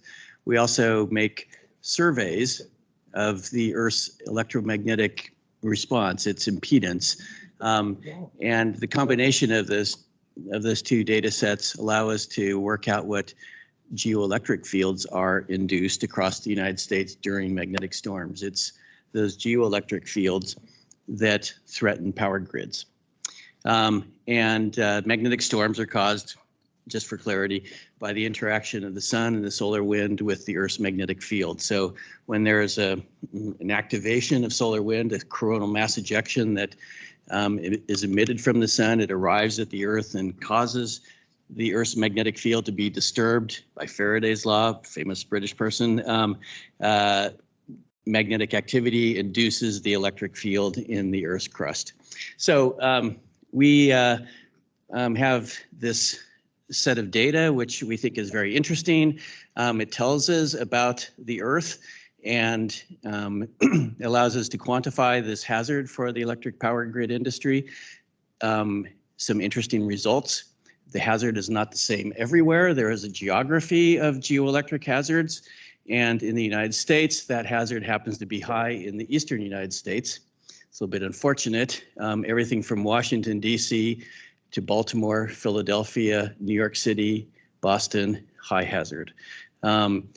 Most of the rest of the United States, relatively low hazard. There's a high hazard part in northern Minnesota and a few little islands here and there. But it tells us something very useful. It tells us where we need to concentrate our efforts to harden our power grid against magnetic storms. It also gives us some inkling as to where we should probably look a little bit more carefully, do a little bit more surveying so we can evaluate electromagnetic pulse hazards. The suspicion is that in the United States, they're high in the eastern United States.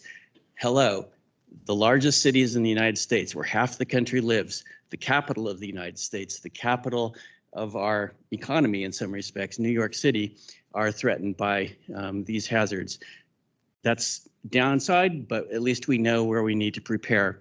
So all of this data can be useful for putting together scenario analyses, so we can look at realistic simulations of what kinds of events might occur in the future. The question was asked earlier, when are we going to have a big one? Well, I don't know when we're going to have a big one, but we can simulate the big ones. And we can also learn from the history of geomagnetic activity to understand how big they've been in the past and get an idea of how big they're likely to be in the future. So I advocate for a little bit more awareness of the natural environment, both for understanding magnetic storms and for understanding nuclear electromagnetic pulse hazards. Thank you. Mireille, you're next. Just to repeat the challenge here, how do we make international leadership be more aware and more active in addressing black sky threats like the one that Jeffrey just described? Thank you for the question. So I'm Mireille El Haj. I'm the CEO of Astroterra, a company in London that specializes in smart city solutions with focus on PNT. I'm going to actually address this from the PNT perspective, because if we understand the vulnerability of the system of systems and what it means to the supply chain of everything, every critical national infrastructure we could think of, including energy, transport, water, etc., then we're really in big trouble if we don't act on this. First, I mean, to address this, we need international collaboration. We need very good policies in place, but we need to also think of redundant systems. We need alternative systems for example, GPS constellation and satellite constellations. Currently, we have alternative commercial constellations, but I don't believe they're enough. We need also to think of terrestrial systems. We need to think of maritime systems. We need redundancy, and we need international collaboration and very good frameworks in place. Things like the Artemis Accord, for example, were done to preserve space from space debris and to tell everybody space is for everyone. But again, as we live today in a very polarized environment, geopolitically especially, we need much more collaboration, even from countries like China, Russia, and the rest of the world. Thank you. Can I add on to that? So just want to amplify that. We need collaboration, certainly internationally. We need to learn from other countries as to what they're doing. We also need collaboration across what in the United States we call sectors. So we have private sector, academic sector, government sector, and there needs to be collaboration across those, some transparency of information. So if a scientist like myself wants to understand the effects that there can be on power grids, the scientists need to understand the parameters that describe the power grids, which in the United States are in the private sector. So there needs to be some transparency of information so that we can accomplish some of these goals of evaluating vulnerability in order to make things more resilient. Thank you. Last but not least, Nasser, what was described over here seems to be a huge system engineering challenge. And that's why I call you to address us with your expertise of system engineering. Thank you very much, and thanks for inviting me to speak at this conference. I've learned a huge amount so far, so really good to hear from everybody. I work at High Speed 2, HS2. I don't need to introduce that. David has done a brilliant job convincing you what a necessary and fantastic project it is, which it is. The aspect that I'll build on is that a project like HS2 in itself is part of the solution. It provides resilience of the transport system, provides extra capacity onto railways and highways, takes lorries off the road and onto the existing network. So in itself, it's a resilient solution. So more infrastructure and the right infrastructure is part of the answer here. It's also a low carbon solution, so it's part of the climate challenge as well. Quite often, and definitely in my field and the people that kind of I traditionally kind of interact with, big infrastructure is seen as a civil engineering challenge. Actually, more and more of it, it's a systems and software challenge, and HS2 is a huge software system as well as being a physical, mechanical, electrical system, hugely reliant on a backbone of communication systems and the software that moves data around that network. So it's very susceptible to threats, and designing the system to deal with those threats is really quite a challenge. And why is that? Because we've only got a certain amount of money to spend, and we've only got a certain amount of time, and it's a continuous trade-off. Where do we spend it? Which threats do we deal with? How do we design the system? And there's been some great kind of thoughts and ideas today on how you might make that trade-off. To help answer the question on what can we do to excite international leadership, that's a really hard question. But kind of, it's a political system, and the political machine is a voting machine. So in my mind, you've got to influence the voters. And that's all about language, in my view. And the language that we've talked about in this conference is, to be frank, it's not going to land with the general public.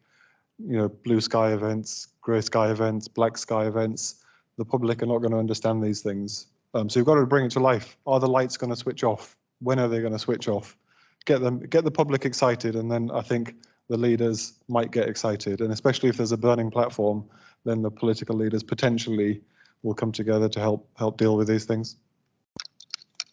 Thank you, Nasser.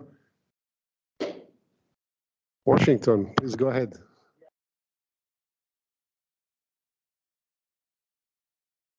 There was, I think, Dr. El-Haj, you mentioned PNT, positioning, navigation, and timing. I've been working in this area for a long time with respect to this particular infrastructure underpinning critical national infrastructure. And I just wanted to follow up on, as an example, what is the problem as we see it with this positioning, navigation, and timing system? So what is the problem, and how can the world come together to sort it out? I mean, because it looks to me, even from a political perspective, that it would be a big problem.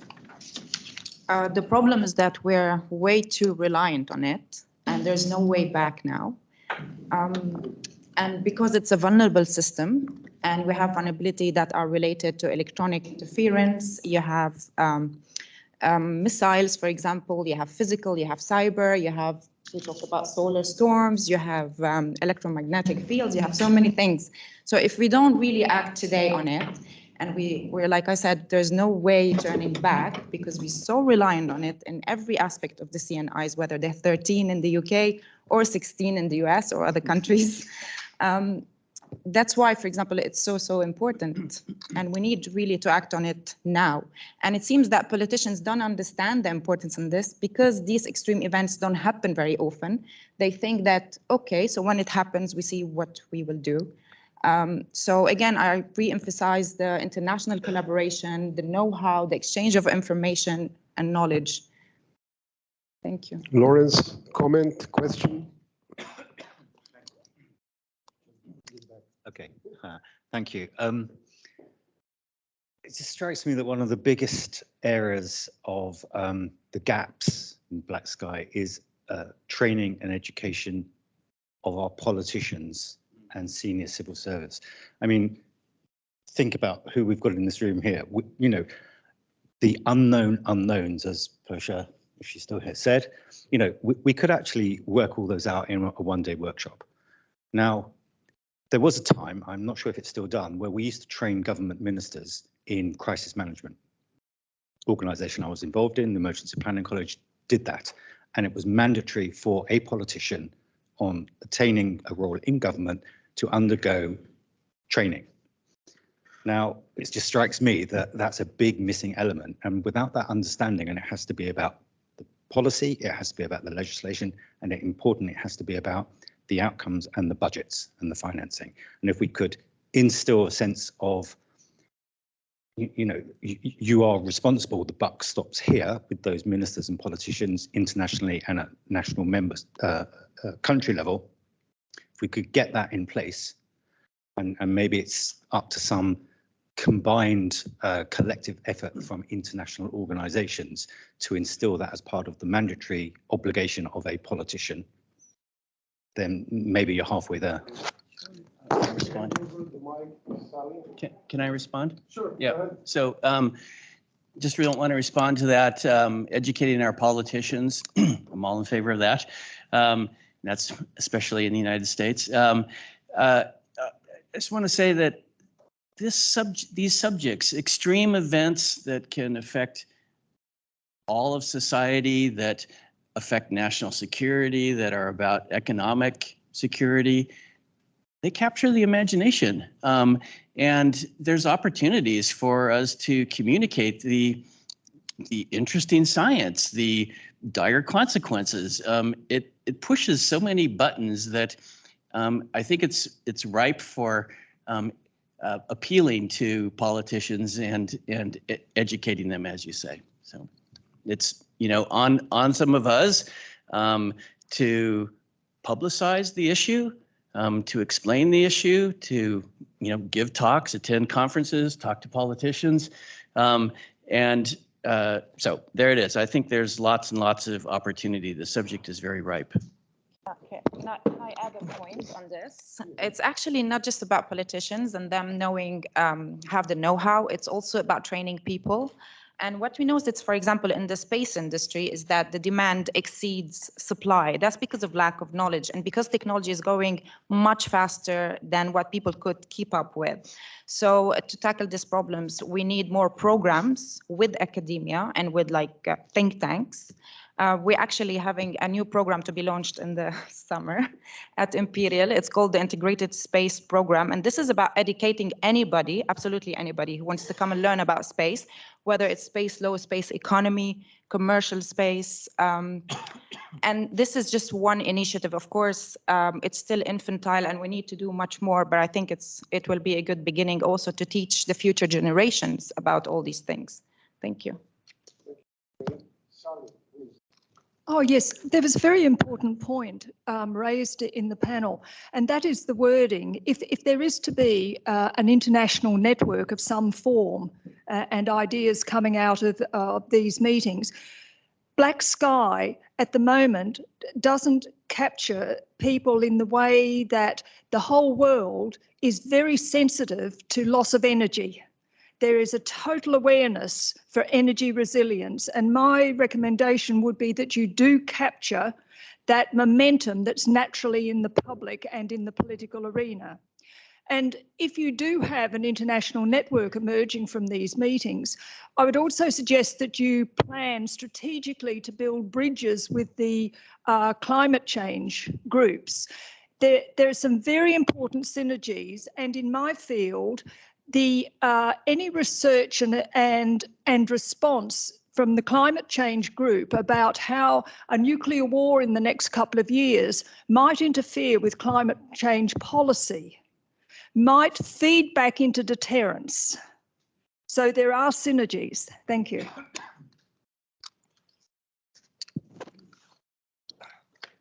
Yeah, I'd like to comment something about this sense of urgency.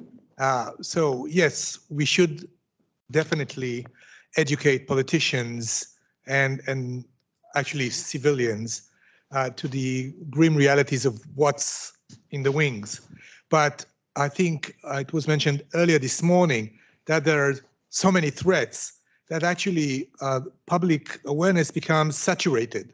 It's the Russians, it's the Chinese, it's an earthquake, it's locust, it's floods. So people tend to think, okay, it's too much, we cannot handle that. Either we trust the system or, you know, whatever comes, such a fatalistic approach, whatever comes.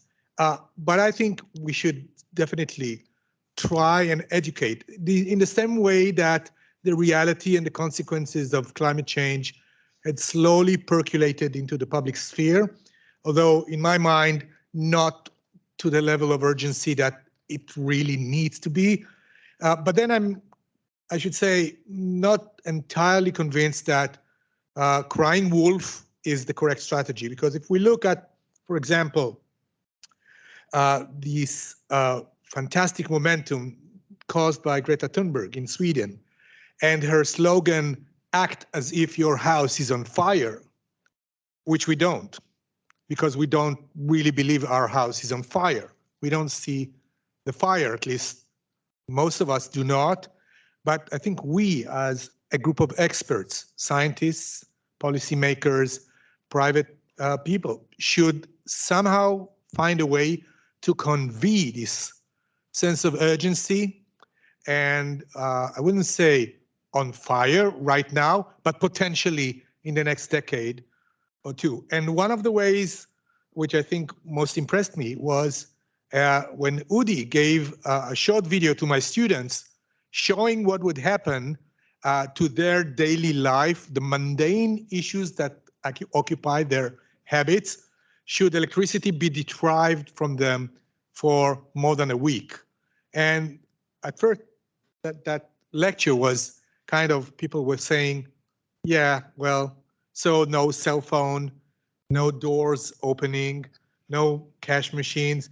And then it slowly deteriorates, and it dawned on them, and I could see that on their faces, that when it becomes personal, people understand. Because if it's something abstract in the future that would affect the North Pole, that really doesn't matter. But if it affects each and every one, from the politician all the way down to the mother who needs to get medicine for a sick child and cannot, you know, give petrol to the car, that was the scenario, that would be much more effective. Yeah, what Yoav is referring to is a frightening video, 22 minutes, that we produced that shows Israel 3 hours after an EMP strike, 3 days after an EMP strike, 3 weeks after an EMP strike. Very, very depressing. Believe me, I mean, the students, undergraduates that sit through that yearly lecture that I'm invited to give at the Reichman University, leave the room not the same way that they came in. Please, just hold your question. Please go ahead. I'll go quick, Washington. There have been a couple comments about we should engage the climate folks or copy their model. You know, I want to be frankly obvious here. They have captured the world's attention, right? They own the media, they own the public leadership mindsets in most countries, but they haven't achieved their goals at all. Every year we see that they're failing to meet their climate change goals because their prescriptions are not nearly as practical as their warnings are hysterical. And if they refuse to deal with things like admitting that probably you need nuclear power, they're going to continue to fall behind on their ability to deliver their things. So we've got to be really realistic about what our solutions are before we do that. Let's not just work everybody up into frenzy about what an EMP or CME might do. Let's have solutions that are actually going to work so that when it comes time for the rubber to hit the road, we can do it. You took away my next topic, but let's give Washington first a chance to make his comment. I may get this wrong, but the United Kingdom, in my understanding, has declared space as a critical national infrastructure, CNI. So if you go into the Center for the Protection of National Infrastructure in the UK, you will see space listed there. I'm not so sure what the situation is in the United States and in the rest of the world, but my understanding is space is almost like sleepwalking into the abyss, in the sense that space is becoming ever so critical, as was said earlier, in terms of how we use it to manage and control our critical infrastructure sectors. So one of my questions is am I right in thinking that we're sleepwalking into the abyss with respect to some of the threats that some of those space-based platforms are going to be experiencing? And there was also mention about debris and things like this. There's a lot happening in low Earth orbits, medium orbits, geo orbits, and so on. What is going on with respect to how space is going to be used going forward? Yeah, I think we're not sleepwalking into the abyss, and I think I have a good example for that. And we are talking about a very, very low probability event of an asteroid strike. And so, yeah, we know asteroids have hit the Earth, caused global mass extinction, and the Torino scale of diminishing prospects of such an event recurring, 1 in a 10 million years event. Still, the public's imagination and interest caught up on this idea of a probable event that NASA had put a lot of money into the DART mission to deflect an asteroid. Why would they do that? I mean, it's such a low probability threat, and yet I think it got major applause from the public for showing that they can do it. That if there's a future threat to humanity, what we call a global killer, that would be discovered somewhere between Saturn and Jupiter, we can not hire Bruce Willis in Armageddon, but we can launch something pretty much ahead of time and intercept that problem before it actually is on our door. So I think the positioning of such a threat achieved what we now see as a technological capability demonstration by NASA and probably by other agencies.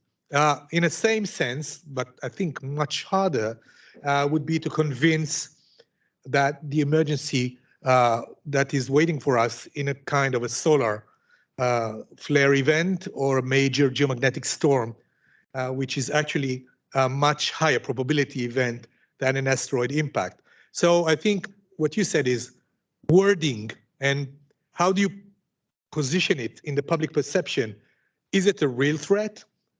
What is the probability and what are the consequences? And the most important thing, as you pointed out, what can we do about it? Oh yeah, they do it already. Yeah. I mean, yeah, I teach a class about natural disasters as portrayed in Hollywood movies, and we have all those fantastic scenarios where you see that they begin correctly and then deviate from the science into the realm of fantasy. I think this is a two-edged sword that you don't have to trust. Just look at what they've shown last summer was the hit Don't Look Up. Did anyone look at? So see the video. It's a parable on climate change, but disguised as an imminent comet collision. So it's really important, especially for us, to choose the wording and the contextualization of how do you position this threat. Should it be seen as real, too scary to handle, or yes, it's real, but we can do it? Well, the problem with Hollywood is that they always look for the happy end. There's no happy end here. No, in the last one, there was no happy end. Right. Yeah, you're probably better focusing on computer games than Hollywood these days. I think you probably get a bigger audience. Yeah. I think one of the problems here is, I want to go back to the language point, because I think what a kind of scientific and engineering community tends to do is focus on some very specific events. So we've just, in this debate, we've kind of gone into the asteroid threat. But such a broad range of events that infrastructure has to be able to deal with, and not just events, but trends. So we've got to think about trends such as climate change on a project like HS2. And we've also got to think about very specific events. I don't think we're thinking about asteroids, but we're thinking about a vast range of potential things that could go wrong. Now, how do you deal with all of that? And how do you communicate that to external people who are not scientists, they're not engineers, they're not policymakers? So they're not going to understand this full range of events. So I think that's the real challenge for me in all of this, is dealing with the breadth in a way that you can kind of really explain it to people. And I think the other point I'd like to make is, where does this connectivity come from? Where does this complexity come from? It's not just kind of designed into the system deliberately. It comes from the demand from the consumer. So the public want more and more out of our systems. They want more and better services. And what that means is more and more interconnectedness. And we're always trading that off. So if you want a very cyber secure system, but you also want it to be very open and connected and provide excellent digital consumer facing services like our passengers want on the future of HS2, you've got a trade-off to make. And I think that's the kind of difficult choice that we're trying to make. So I don't think it's necessarily true that decision makers don't understand some of these things. I think they do understand. It's just that there's a constant trade-off to make. Okay. Before we leave the auditorium, going out for another coffee break. I know, but it's going to take longer than half an hour to respond to what I'm going to be asking the panel and the audience. Okay, we dealt with international leadership and we kind of gave up. I like the idea of the public has got power to make it happen, and probably that's the only tool that we've got as a collective international public. But I want to ask the question, within technologies that are available today, what are the tools that we need to develop, mature, and distribute in order to better prepare ourselves? And by ourselves, I mean our nation and the international community, to face a black sky event. Who want to go first? I've got the answer, but who's going to go first?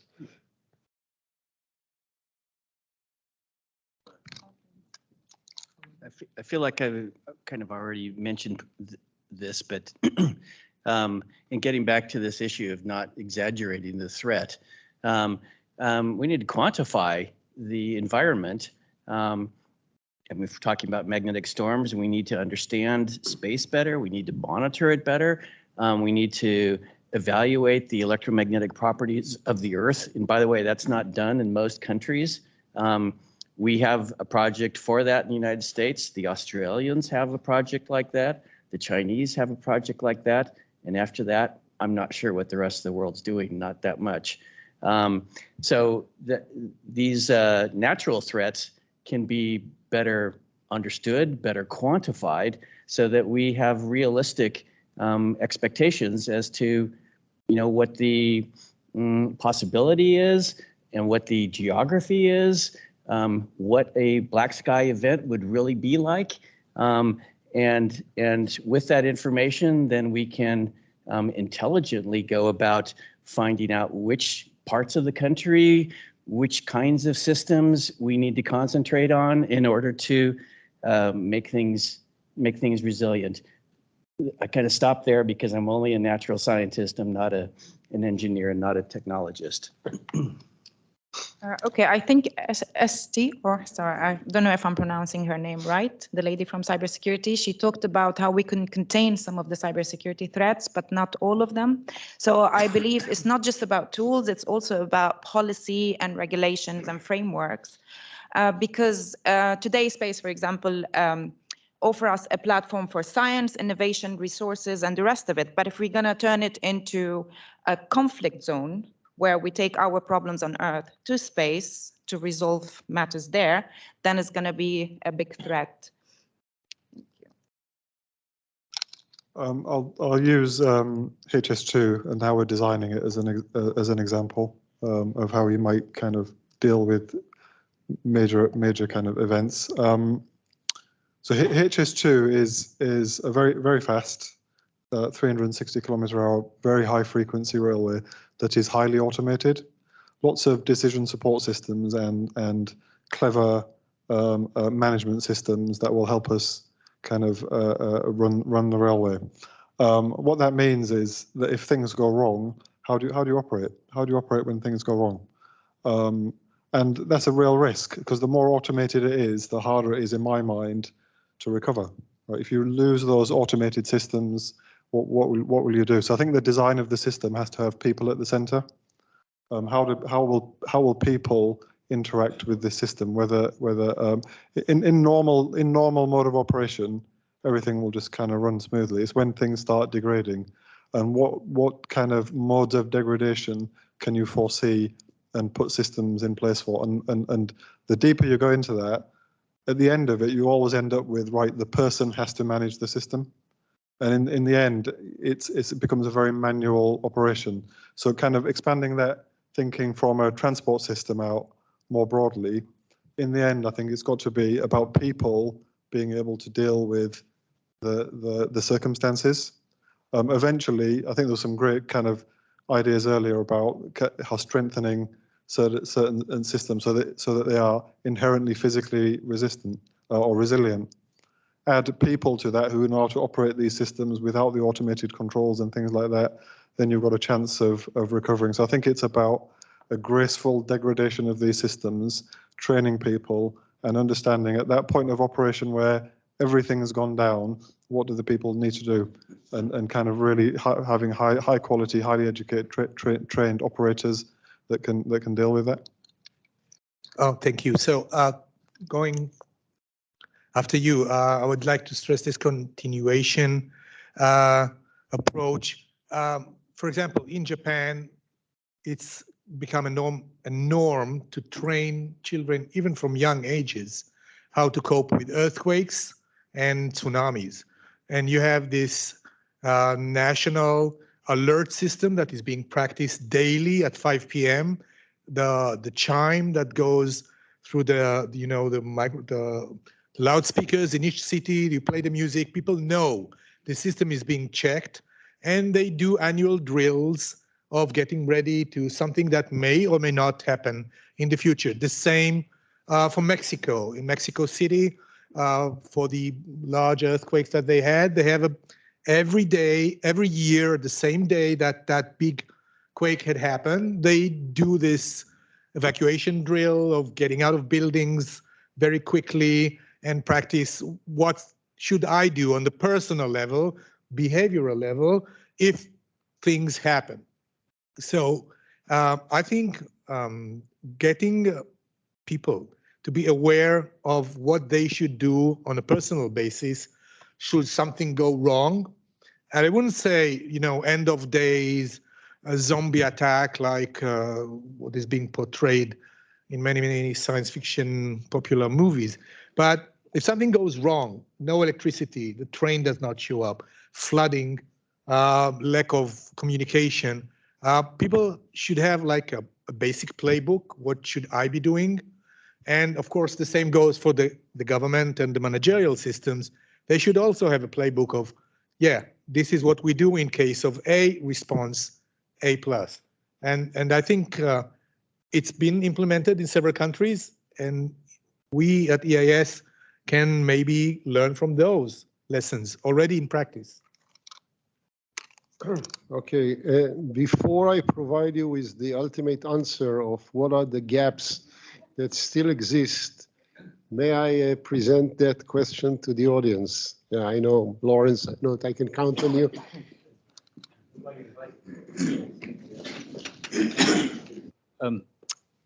Talking of gaps, Lawrence Marzel, talking of gaps, slightly sort of maybe alternative view. There was a director of the UK Civil Contingency Secretariat, which is our owner of resilience in the country, a chap called Bruce Mann. And he said resilience should be done by the people, not to the people, which is very relevant now. And we were talking about, you know, all of the systems we have that society relies on, communities rely on. And we're talking about how we, you know, how we can survive and continue without doors that don't open or without the ability to watch Netflix. Well, actually, maybe communities should be a bit more resilient. Maybe we should learn to cope, you know, and survive for maybe 3 days or a week without Netflix. And, you know, with the exception of maybe a sort of 10 kiloton warhead dropping on London, you know, most events, the systems, the infrastructure, we can recover those systems within, you know, days, weeks. So maybe society should just be a bit more resilient, and the focus should be on what resources do those communities need to become more resilient and survive without Netflix and opening doors. We had, I've been waiting for this. We had a fire next to our home. I mean, I've always lived in the city and I moved to live in the suburbs. And one day we just had a huge fire outside. And the people who helped at the end was the community, because we didn't get any playbook, right? Like, I've never lived in a house that went on fire. And at the end, the community, it was unbelievable. The chats, the groups, everyone went outside I mean, the power is the community, but I don't think that our kids in school ever had any class about what do you do when there is fire outside? Do you put water or not? Do you close the windows or not? So. But that's what I refer. Netflix was a slightly tongue-in-cheek analogy. Netflix outside. There was a really unfortunate, which you may have heard of, which is the Grenfell fire here, and the policy guidance and the, you know, the training and the protocols that our emergency services had were wrong, because the structural, you know, the engineering and the structural and the health and safety advice was wrong. And in the end, it was the actions taken by some members of the block, flats and community that proved correct. So, you know, maybe there is a mistrust in government and mistrust in public agencies, which crying wolf. So a bit more resource, a bit more effort, focus, education, training, resource, capability, capacity at a local level to make a community more resilient to all but maybe a 10 kiloton nuclear device dropping on you, so that you can survive, you know, in those basic events, because fires will always happen. There will always be floods. These are not new things. There was a fire, I believe, in London, you know, 1666. You know, we've had them before.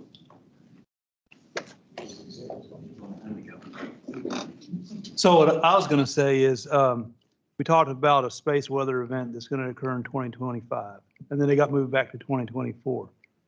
Let's just say that it was a known, and it actually was going to happen in 6 months from now, and it's going to be much worse than the Carrington event. So now we have a known. It's going to happen 6 months, worse than Carrington. There's your EMP event. What do you do? What's the first thing you do when you walk out this room? We got 6 months to solve it. Sorry, I'm not following you, because we don't know that there is going to be such an event. What? Right now, we knew that there was going to be an event in 6 months. What would we do when we walked out this room? What's the first thing we start working on? What do you start working on the railroad? What would you start working on their air transportation, the communication systems? I don't know. I mean, we will never know such a situation. We can't predict Carrington events like that. So I don't know how to answer. I'm sorry. It's not a question, but I just want to refer to what Nasser said and Yoav said about actually keeping our processes not only automatic, but the knowledge how to manage them without it. And, you know, we are talking a lot about innovation, about new things, but we need, I call it back innovation. Because, you know, if I, in any point of time, if you look, so you have actually people that are familiar with the process, but already forgot or don't have enough experience to do it. And there are processes that were never manual. They were always automatic with those new processes. So actually we should, I'm not saying go to some ancient times, but we have also to plan and to keep some programs, okay, by training, by learning, to keep different processes that are fully automatic, how to do them and how to actually create ability of in any time to provide those processes without the automatic. And I call it innovation, back innovation. Can I ask a question to Washington, actually? My question is to you. So, oh, okay. Should I go ahead? Yeah, so what is the role of like digital twins, for example, and tools like Genome that you showed us today in answering the question about what if tomorrow we know we have a solar storm coming? How can we prepare for this? What are the role of these tools? And if we can borrow from the aviation industry, for example, because we do simulations on incidents and accidents, and what could that entail? If you can say a few words about it. Thank you. Would probably answer this question. I know he does. Please hold your reply and Joe, please. Go ahead.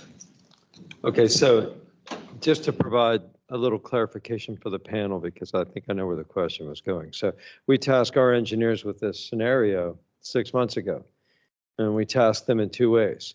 We said for the power grid, we have an EMP attack that's going to happen in 3 days.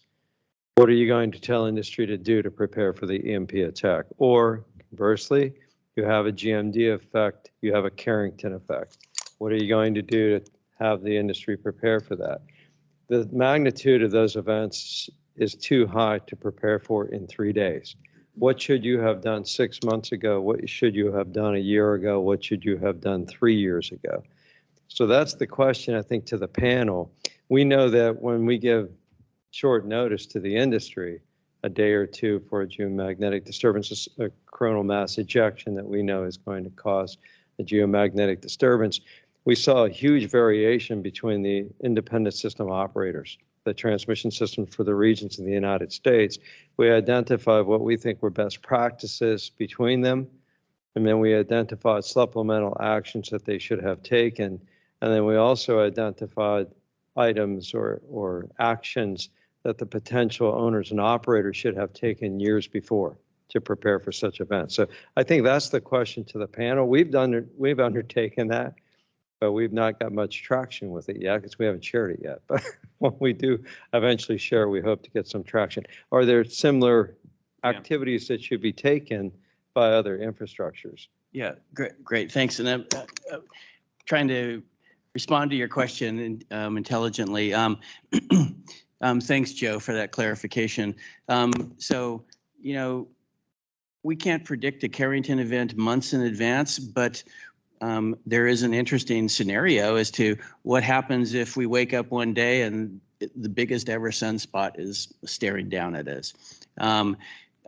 Does the nation have, you know, a set of strategies? In the United States, we are developing such strategies. If there is seen to be a coronal mass ejection heading towards the Earth, which looks like it's the biggest thing we've ever seen, what do we do then? We have a couple of days in advance, not a year. And that kind of information is useful. Thankfully, we have also some satellites which are in orbit between the sun and the Earth. Those only give us, though, a 15-minute heads up.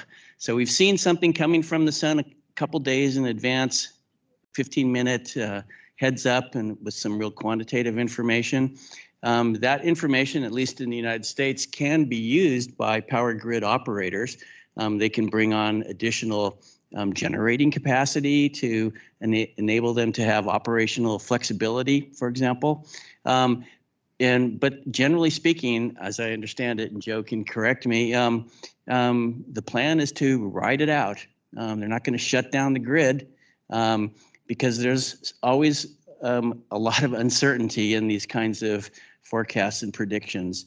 So that's what you would do in kind of a real time or near real time setting. There are longer term plans you can make for trying to mitigate the effects of magnetic storms. And those should be taken. They're being considered in the United States. We benefit from a White House organization that is coordinating different government agencies to be responsive to space weather. It's a complicated phenomenon and involves lots of different technologies, but certainly getting high-level government coordination to talk about this, to educate our policymakers is worthwhile. So thank you. Yeah, just really quick. The question was about digital twins and so on and tools. Yes, yours. So I was just going to say that as an innovation science and technological university, we are quite interested in the power of modeling and the unprecedented power of computing power, advanced analytics, and so on, to be able to do something we call societal modeling. What I mean by that is that we are trying to model how life works.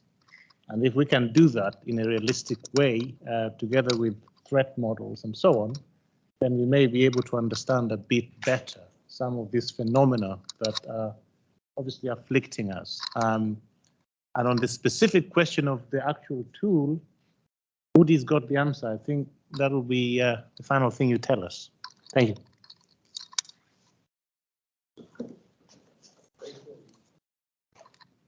Joe? Matt? For Mike. Oh, no.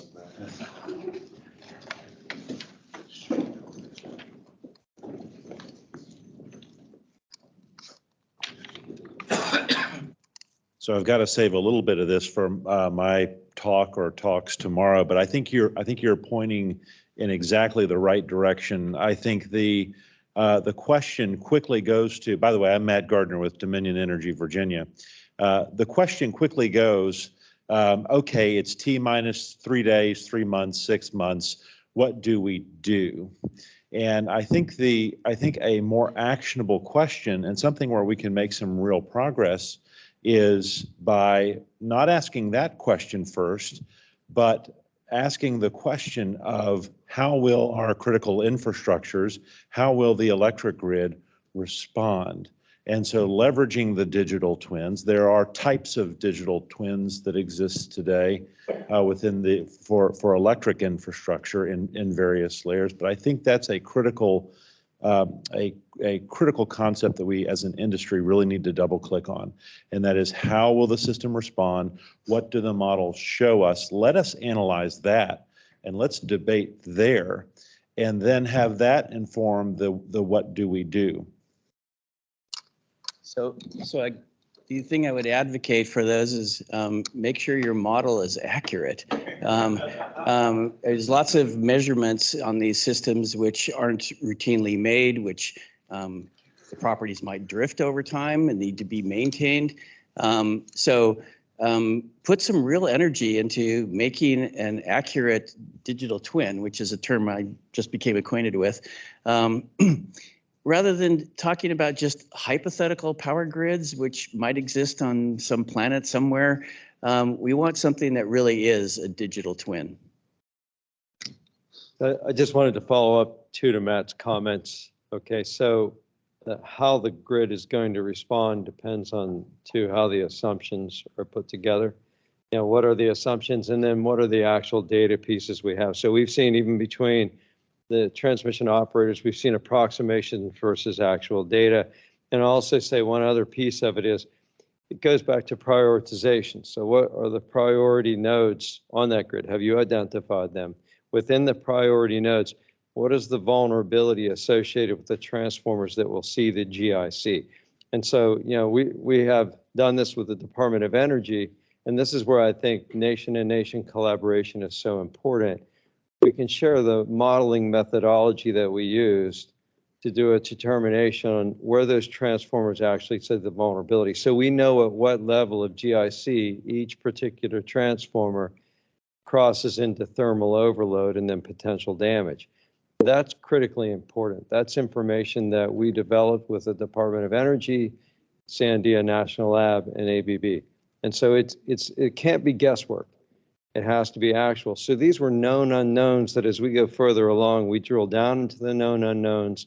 And then we use, to Jeff's point, we use actual models with actual specifications for the equipment that we're most concerned about. Because what I think is critically important, if you're not prepared for an event like this, you're going to see, I don't want to overstate it. I want to be very careful about it, but you're going to see a calamity that you've never seen before. And recovery may not be an option if you've got transformers that are a year, year and a half lead time, and the whole world is clamoring for those transformers at that point. Before I wrap up that session, please, Terry. Let me add a thought. I like models, but I love media. I'm with you, man. And you can do the modeling. When the Salem nuclear plant failed during a GIC event in 1989, he said at these induced current levels on the neutral, we take off the nuclear plant and we will protect the equipment. So having good models helps you know where to set the meters and the drip mechanisms, but measurements is the best way to correct it. And keep making those measurements over and over again. Monitor your system. Yeah, those measurements inform our models. Yeah, exactly. There are feedback loops.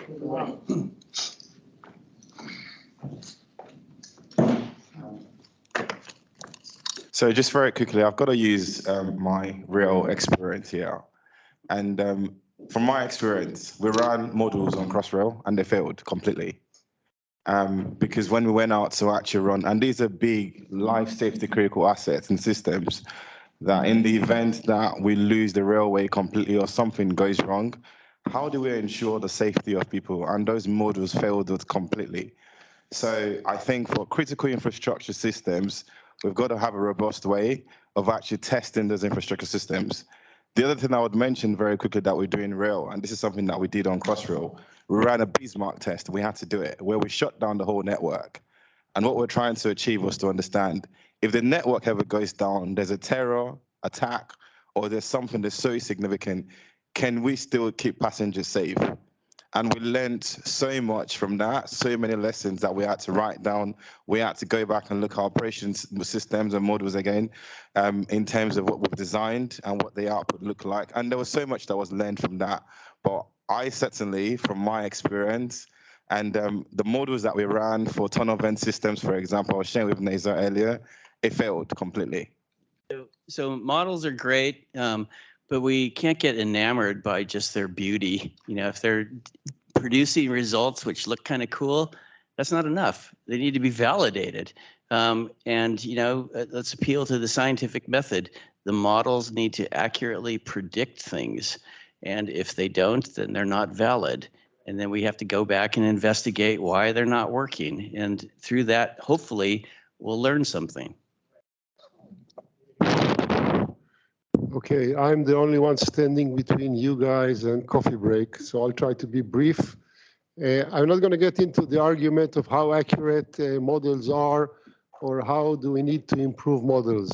We at the EAS Council about 7 years ago realized that we need to research and come up with now it's 4 elements that we believe, regardless whether that's going to be T+3, T+half 6 months, that we need to make sure that we've got. First one is communication. I mean, without communication, there's no situation awareness. You cannot manage an event. You cannot keep automatic systems to operate. And let me share with you a secret. The Israeli military is using that device as the main mean of communication. And you know how unreliable it is and how dependent that cellular mobile system is on antennas and data centers. And that's not going to work. That's not going to work. After the grid is down for 2 hours, we're not going to have cellular communication. So the first thing to take care of is make sure that you've got a reliable communication system. The second thing that we must have, and I already gave you a teaser during the last session, is a capable system that can help manage a black sky event. This has to do with AI, this has to do with simulation,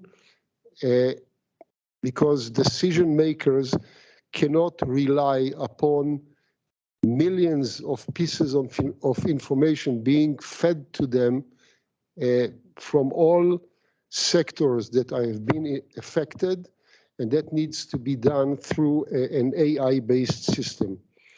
The third element is long duration energy.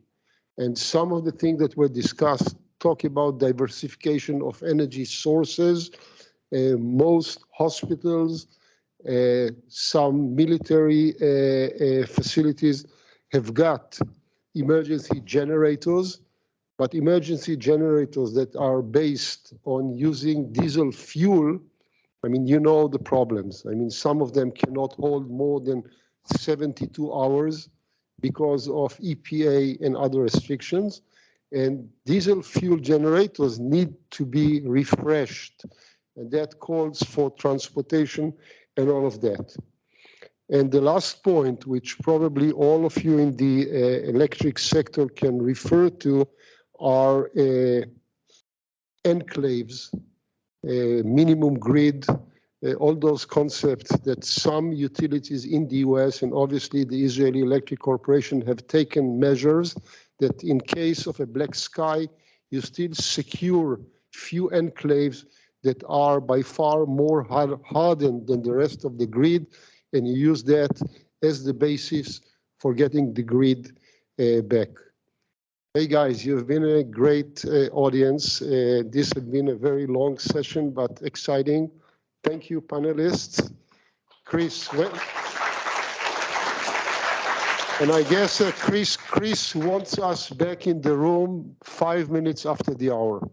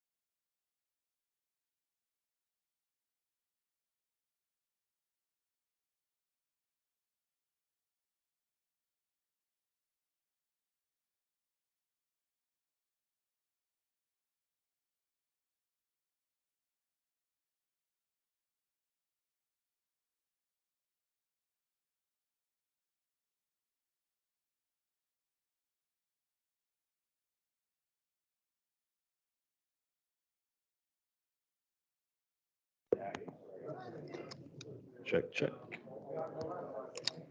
Check, check.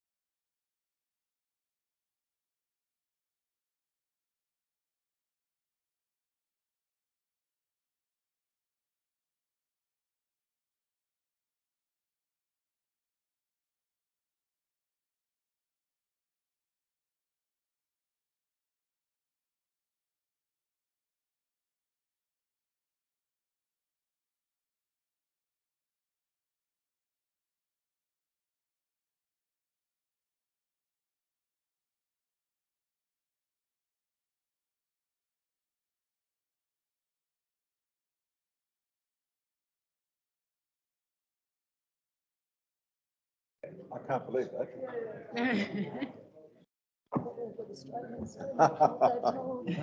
Oh, yes.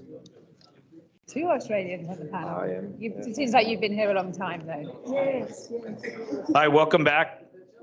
I was here for 10 years, but then went home again. Oh, did you? Thanks very much. Okay. We're gonna have two more panel discussions this afternoon before we end for the day. They'll be same style. I appreciated all the audience interaction in the previous panels, and we'll try to keep that going. For this, we'll be talking about strategic risk policy. That is, we've touched a little bit about figuring out risk, and I want to just explore that more as we've been opening up a lot of these topics. I'm happy to be rejoined by Juliet Mian and Dr. Sally Leavesley. However, you haven't met Alan Asher yet. Can you put that slide over? So I want to give him a couple minutes to introduce himself, and then we'll kind of dig into the topic. Alan, please. Well, thanks for that. Alan Asher, I'm a background as a regulatory economist. I was a deputy chair of the Australian regulator for energy, ports, airports, and all infrastructure, as well as for competition and antitrust issues on the transition of Australian markets to privatised ones.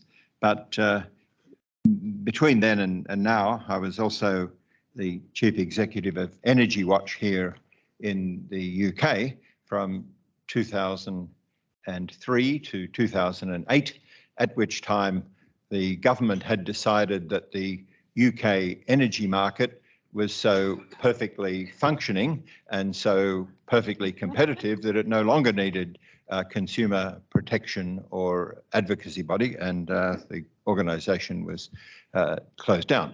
I fled back to Australia, and since then I've been doing consulting work with the UN, the OECD, World Bank, ASEAN, and the Asian Development Bank on infrastructure issues and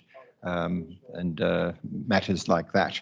And more recently, I've become part of a rather exciting organisation, the Australian Risk Policy Institute, which I think has been part of this family for a long time. So many of you will know more about it than I do. But what I can tell you about it is that its unique proposition is a different approach to understanding and managing risk, using the notion of this strategic risk policy. And I think that's going to be a part of our conversation today. And I think it has the capacity to transform our conversation somewhat, in that it approaches these things from a different way, and I'm sure we'll get into that. Yes, thank you. Thanks, Alan. So I think what we were talking about, just to harken back to some of the earlier conversations, is when it comes to trying to define risk and trying to address it, we have had this sort of actuarial approach, and we've talked about that those that working off of historic data in a way to try to quantify the risk by looking at frequency of events and their impacts, but mostly the frequency is starting to fail us. Where when you have a 1 in 1,000 year event every few years, as David Batts talked about this morning, you know, then something's wrong with your model or something's wrong with your data set. And so I want to start along those lines, and first just kind of go down the line. I'll start with Juliet. Is that you're thinking about in this era where we're seeing increasing threats, increasing impacts, how you're defining and thinking about risk is it the right starting point to get into the discussion of building resilience? Thank you, Chris. I'll take that. Also, just wanted to thank you, Alan, for fixing the UK energy markets back in 2008. Didn't realise that had been done. I've spent the whole day today, as I often do at these events, starting to think that I knew a lot less than I did when I started. But I think that's probably quite a helpful framing for this, how much we don't know and probably how much we never will know. And I think looking at risk in that way, and the question that we've been framed was about looking out to 2033. And I would say if we were all sitting here in 2033 saying, just like with our energy markets, well, we've sorted that, then we almost definitely haven't. So I think the way we look at this in the work that we do in Arup is that assessing risk, understanding risk, and quantifying what we are able to quantify is absolutely essential. But to always recognize exactly what you've been talking about, the shortcomings of only using historical data, the significant uncertainties in our forward-looking models, and then trying to decide, well, so what do we do about that? Because I think that's another really important thing. Once you're introducing deep uncertainty and complexity and systems thinking, it can give you quite a headache. We can find that, working with our clients, it just becomes incredibly hard. And then people actually just get a bit hamstrung as to what decisions they can make. So I think a really important focus is what are the sensible things to do anyway? Trying to use a adaptive pathways type approach that are used a lot in the water sector of making the right decision at the right time with the right data. So we don't have to decide everything now, but there are certain things that we can do now, which we would have a no regrets. We won't regret doing this. And also, regardless of the specifics of the risk that they are mitigating, and again, as a lot of what we've been talking about has been the very low probability high impact events, which can be challenging, particularly where we're looking at the business case for reducing those risks.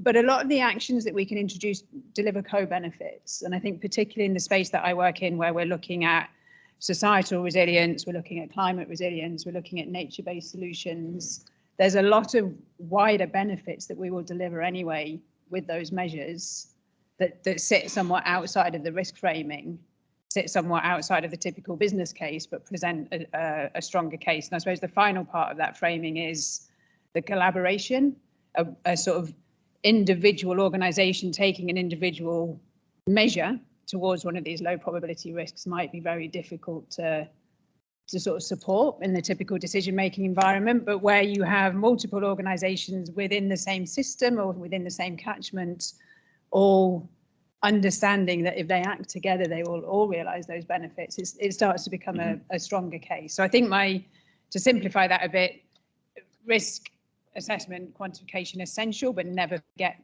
what sits around that we don't know about. And as engineers, we do like to get down into the numbers and the details. So. Thank you. I want to just go, Alan, just to give you a chance to talk, I think, just about maybe defining or picking up on Juliet's point, and how you think about this new paradigm of strategic risk policy. Sure, and I think the Risk Policy Institute has a whole publication on this, and a monograph that I could give you, which would explain it in moderate and technical language, or if I was speaking about it at more length, I could unbundle it in a more discursive way. But in this very compressed time, I'll have to be slightly rude by compressing it into almost a series of just short